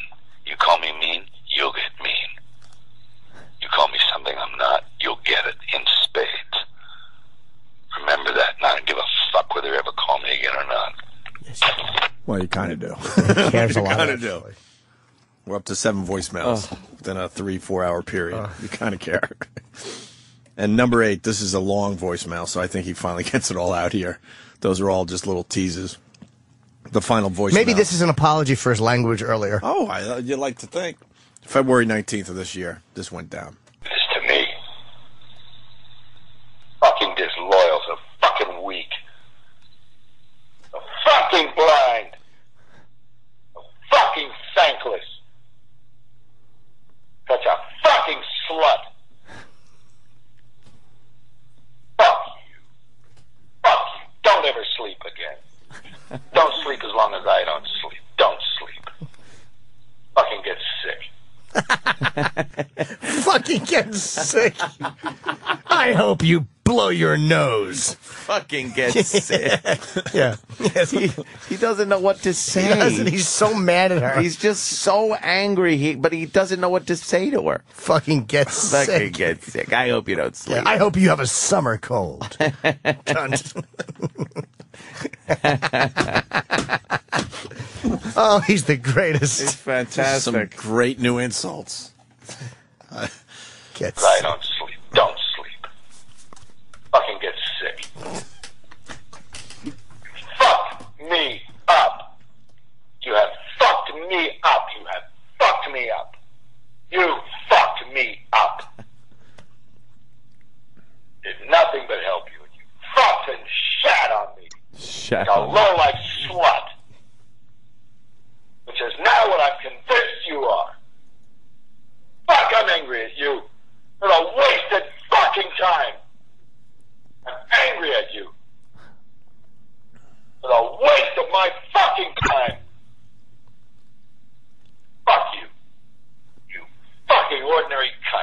Trust.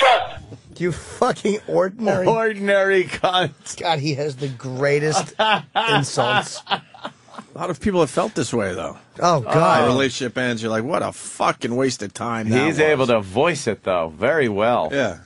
Are we supposed to be outraged? Like, I obviously, we're not. At her. No. But, I mean, is the public supposed to be outraged because he's saying stuff that a lot of people have thought? I don't think so. You fucking ordinary cunt. You're just fucking ordinary. And that goes for the talent, too. It's ordinary. It's not extraordinary. It's pretty fucking common. Know what sucks about that? You know he was all in at one point. Yes, he You was. know he's staring at that pussy and going, you know what? Yeah, I think you are very talented. You're very talented.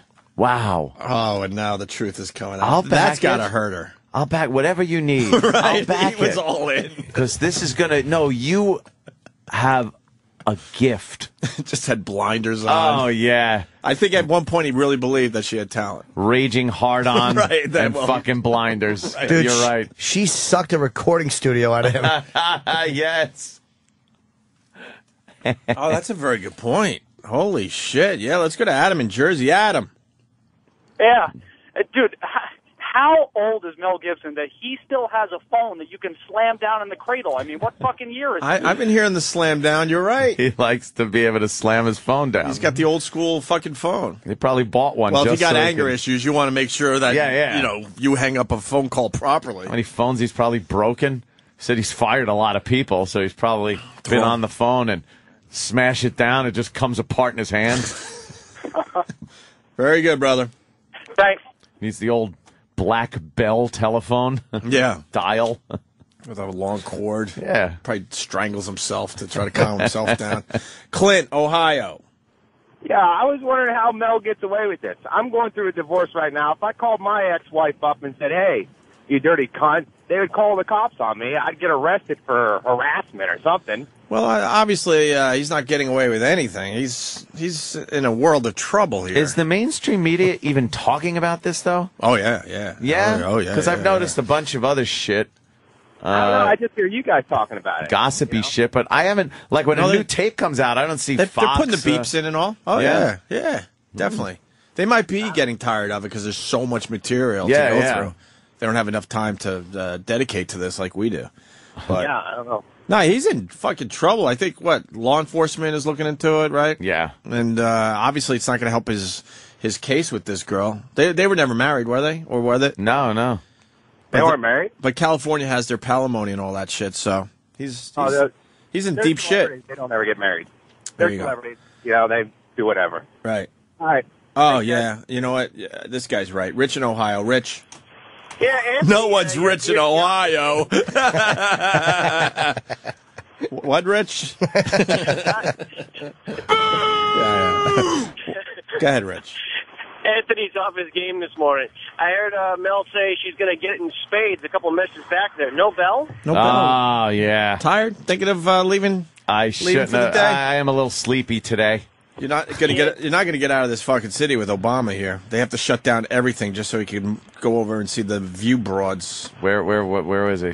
It doesn't matter. They closed down everything. Yeah. No, I think he's in Jersey today. I don't think it'll be that bad. They're saying he's taping the view, Danny, today. Oh, he's taping it today? I Yes, thought he he taped is. it already. All right. He might tape it a little later. Or maybe he taped it already and went over to Jersey. You might be right. I'll be sidewalking it. Watch me. All right, the end of voicemail number 8. Too. It's ordinary. It's not extraordinary. It's pretty fucking common. I'd like to see you play a concert sometime. You make fucking mistakes all over with live performance. You can't do it. So touring is out of the question for you. Fuck, man. This is probably what drove her to Radar Online. Yeah. Right She here. doesn't want to hear Right here, this. she said, "You know what? Fuck you." This is her button that fuck he's yeah. pushing now. And you know he's right. Oh, absolutely. You know she's... Well, we heard her music. I actually liked her music. Oh, come on. It was good. You got a deal? Doing a movie with her? What are you doing? What's going on? To see you play a concert sometime. You make fucking mistakes all over with live performance. You can't do it. So touring is out of the question for you. You'll fuck it up. I haven't seen you not fuck up yet live. I haven't won't leave it alone. It's flawless. Do you understand? You have to be fucking flawless. You don't know how to do that. You ain't in that league. So give it up. Do what you're good at. Whatever the fuck that is. That's great. I was waiting for the answer. Yeah. And he didn't disappoint. I thought he was going to go with the sucking cock. Yeah, like sucking cock. What did he say at the end? He goes, You didn't hear that? I missed the last word. Oh, hold on. It's classic. I thought he was going to fucking do some hack, He's sucking great. cock thing, but... Do what you're good at. Whatever the fuck that is. I know what that is. Deception. Oh, he goes, I know what that is. Deception. Oh, he just thought of okay. Yeah. I thought he hung up after that is. Oh, fantastic. It really is. Love the Mel. So Love those the Mel. Those are the voicemails from February 19th that just hit. To have that much anger for this long a period of time that these tapes were made. Well, I don't know. Could this all have been in a week? Even a week. What are they saying on Radar I'm talking, Line? if this was 6 hours, I it's see. too long to be that angry. I mean, they're stretching out by just releasing a little every day. Yeah. But, I mean, was Yeah. this one day? Was this one weekend? Was this 1 week? Yeah, this probably was the course of a week or something, right? Well, Right? Radar says he left 30 phone calls in 24 hours. Oh, wow. Are these all from that period? Yes. Todd, what did you want to say again? Yes, they are. Sorry, that was the phone screen. Todd wanted to. Yeah, what did Todd want to something. say? What does stupid Todd want? Yeah, fucking. Did we find out what Todd... Hopefully, directions to the Golden Todd's Gate. online 4. You can ask him. This Todd. Todd, what the fuck do you want? Yeah, what do you want, Todd? Hey, isn't it illegal to record someone on telephone without their knowledge? Thank God we got Well, Todd's call. Not certain states. Only if you're doing a radio show.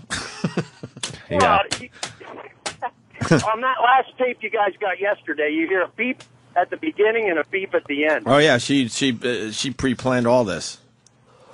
Yeah, but he has no knowledge of it. She never even said to him on any of them recordings that he was Thank being God recorded. we got to Todd's call. Yeah, we right understand, away. counselor. Thank God we got to Todd's call. Thank you. Why am I trying to make anything out of that one? Exactly. Todd's just asking us for advice. He doesn't know what he's doing. Todd, I don't fucking know. Go fucking read a law book. Exactly. Colt De Niro and Cape Fear. Yeah, shithead. really, leave us alone. Sorry. D-Boy working on the Sandy Kane. Working Yeah, on what's it. that fucking No bum way. doing? Working on it. Wow. That's how we end the show today. Fuck. Hey, do we have the interview of the guy that survived the jump? Nice. Jesus, E-Rock. Your name should be Barry Lumpkin.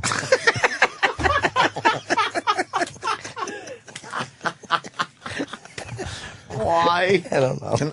I can't help myself. Can I talk about our dinner? Uh-oh. If you want to. I was invited to a birthday dinner for... No, I can't. What? Wait, whose I birthday can't. was Come it? on, come on. Whose Come on. birthday was it? Iraq? Come on, you Your can birthday? do it. No, Do it. You want to like go with this, or are you going to be? Whose birthday? no, I'll go with it. We didn't get invited. It was Angela's birthday, a little shindig, and Oh, a steak joint. When was that? Friday. Oh, that must have been fun. You were out of town. We were the only civilians there. How was it, Ant? I didn't go. It was Oh, all, you didn't want to go? I didn't know about it. He wouldn't go anyway. Iraq, you didn't invite Ant? No, Anthony was not invited. Why? Yeah. Because I actually didn't Was I do the invited? formal invite. Yeah, you were invited, but I wasn't doing the inviting. It was did? it was Right. family. We were the only civilians there. It was all family, and for some Yeah. reason us. I don't know why. It was oh. it was weird because I'm thinking, oh, there's gonna be other people here. No one was invited from the show but Ope? Yes. Oh. Make a mental note. Add it to all the other mental notes. All right, so what happened? There was a birthday? We're at a steak joint, and the menu comes out. It's the Capitol Grill. And I don't know why they're fucking doing this at a steak joint, but they list the calories of every every appetizer, every fucking entree. They the have to sides. legally. Yeah, now they have If it's to. a chain place? What? Yeah. Capitol Grill is technically a chain. I know they have a lot, but when I think chain restaurants, I'm thinking Popeyes and shit. Morton's does it. So they have to do that now. Legally. That's one thing I love about Bloomberg. I'm glad we brought this up. Yeah. So now we're all looking at this menu horrified, going, well, fuck, I'm not ordering this, this, and this.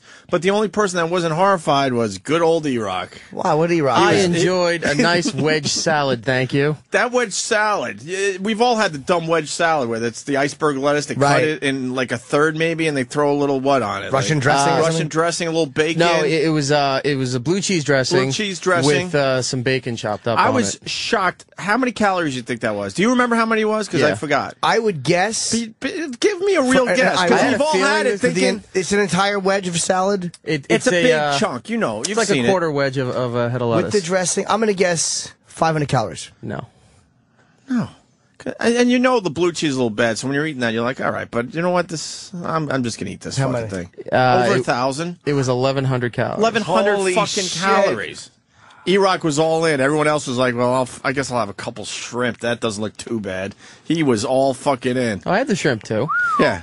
He had 1,100 calories with that alone.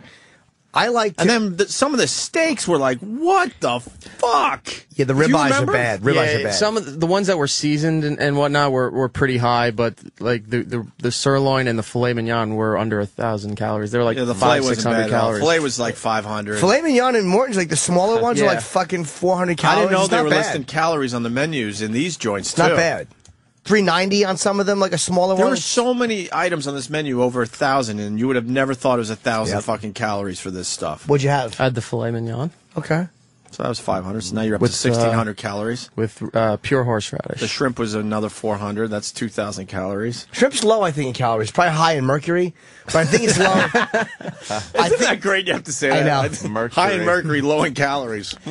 Big decision there. I eat a lot of crab cocktail. Without the sauces, the hollandaise sauces kill you. It's like 70 or 80 calories. It's not that much, but it's the fucking sauces that you would put on it, which you shouldn't. Yeah. Lemon and cocktail sauce. Oh, that's great. So cocktail sauce, good on. I love cocktail sauce. Cock. Who needs the tail sauce? You say cock, I'll say tail. I had a piece of the birthday cake that was given out. What kind of cake was it? It was strawberry. Awesome. It was awesome. Sorry, you're Somebody sitting to my left had 2 pieces. Who's that, Barry? Oh, I had 2. I had 2. Yeah, but How am I you- sitting to your left? Oh, left at the dinner. Yeah. What happened? Barry. It's just, I like this new name. He's Barry Lumpkin. Barry Lumpkin. Anyway, were we doing the suicide interview? Yeah, we'll do it right after After the we break. finish? All right, so after we finish the live show, we still have more O&A, and it's going to be the guy that survived jumping off the Golden Gate Bridge from the documentary Bridge that Yeah. we talked about years ago. His name is Kevin, and the director Eric Steele in studio with him. Is it good? Did you go over it again? Yeah, it's not bad. All right, so How we'll do long that is it? for everybody It's because we 15 referenced minutes. it today. All right, but first, you want to do the Rich Voss one, and then we get the Sandy Kane one? Yeah, I want to hear the Sandy Kane one, definitely. All right, first, though, Rich Voss talking to Mel Gibson, and then hot off the presses from D-Boy, Mel talks to Sandy Kane. There goes Barry. Jesus, Jim. Barry Lumpkin. Oh, you're there. I just want you to know that everything about you was an offense to me and offended me and pissed me off. Really? You know, you fickle cunt. See, here's the thing with me. I don't care. You offend me on every fucking level. Yeah, you well, offend me on every fucking level. I despise you. Okay, I can get. Listen to me. You've proven yourself to me. You can't hang. No. You're a fucking fake. You're a fucking sham. No, yeah, really? You fucking glum cunt. What I'm saying you is. ingrate, bitch. What I'm saying is. The game's over. He's a fucking. Okay? And that's it. Really? For real? I hope you fucking don't sleep. Hope you fucking waste. Yeah, but you know what the problem with that is? Fucking ingrate. Holy fuck. You know. You fucking faggot! Shut your mouth! You fucking idiot! And I'm the idiot. Oh, I hope you piss puss. It's not a real uplifting morning here. You know what I'm saying? Damn, is that good? That's really good. Also breaking right now, Coke Logic on Instant Feedback. The Passion of Popeye. We asked for the animation. It is up on Coke Logic's YouTube page. Oh, YouTube.com/Coke Logic to check out The Passion of Popeye animation. That was a Very great bit cool. Ann had last week, and now it's animated. So I love the animations. Want to check it out real fast? Or? Yeah, it's Coke Logic's work's always very good. Yeah, absolutely. Rules. And it works as an audio bit, so we could watch this real fast. Passion of the Popeye. YouTube.com/CokeLogic. Okay. Coke, give me the URL. An error. Don't you hate that means the internet? That means he just uploaded it. Did he? Yeah, Coke Logic, send me the URL. I'll tweet it for you in a little bit. Anthony, Mel Gibson, and Sandy Kane, the remix from D-Boy, hot off the presses. Sandy called up earlier today a little angry, left some messages. You want to just leave with this? Yeah, we could do that. Why don't we just leave with this? We need to fit in the thing? the other stuff. All right. Can I plug Atlanta? I keep forgetting to do that. Improv, right? Tomorrow, no. Punchline. Tomorrow night. Sorry, Punchline in Friday, Atlanta. Saturday. A week later is Tampa Improv, but finally returning to Atlanta. Friday and Saturday. And Thursday. And Thursday. Thursday. Tomorrow night? Tomorrow night. I do the show on that fly. You're crazy. Why? You work really hard. I like to work. Have to. Very cool. Go see Jimmy in Atlanta Thursday, Friday, and Saturday at the Punchline. Please. We leave you with this today. Sandy Kane and Mel Gibson from D-Boy. My fucking hat, which I need to work, is gone. All right. You know I need that to work, to make a living. How dare you! You're blaming me right now! You don't care about anyone but yourself and your fucking stupid fucking failed career. You know better than the naked cowboy, and you're worse. Shit! How dare you lie like that? Dishonest, fucking, gold-digging cunt! Now I'm sure you whore! You know, I bent over backwards for you. Fucking glum cunt. You know, for your stupid makeup artist. Shut up. Away my eyelashes. I had to go today buy new eyelashes. You're fucking sham. And I don't have my fucking hat. I am going to the police. What? And I'm going to the police department and filing a police report that you robbed my hat. You're a dishonest cunt! What are you hoping to accomplish with that? What, are you gonna pay me back? How dare you act like such a bitch! I am filing a police report that you robbed my hat. Fuck you. I don't involve the police in anything because I stand up for myself. You weak cunt. You call the fucking cops. If it wasn't robbed, you would have had the courtesy to call me and say, Sandy, you forgot your hat up here. I know how much it means to you and your business as the naked cowgirl. I should have woke you up and said, fucking blow me, bitch. I should have fucking woken you up and said, blow me. You would have liked that better, yeah? Thank you for your friendship. Blow me! Fucking cunt whore, that's all you're good for. That's about all you're fucking good at. You there? Believe me, I'm going to the police about this. I'm going to do a charge of harassment against you guys. For what?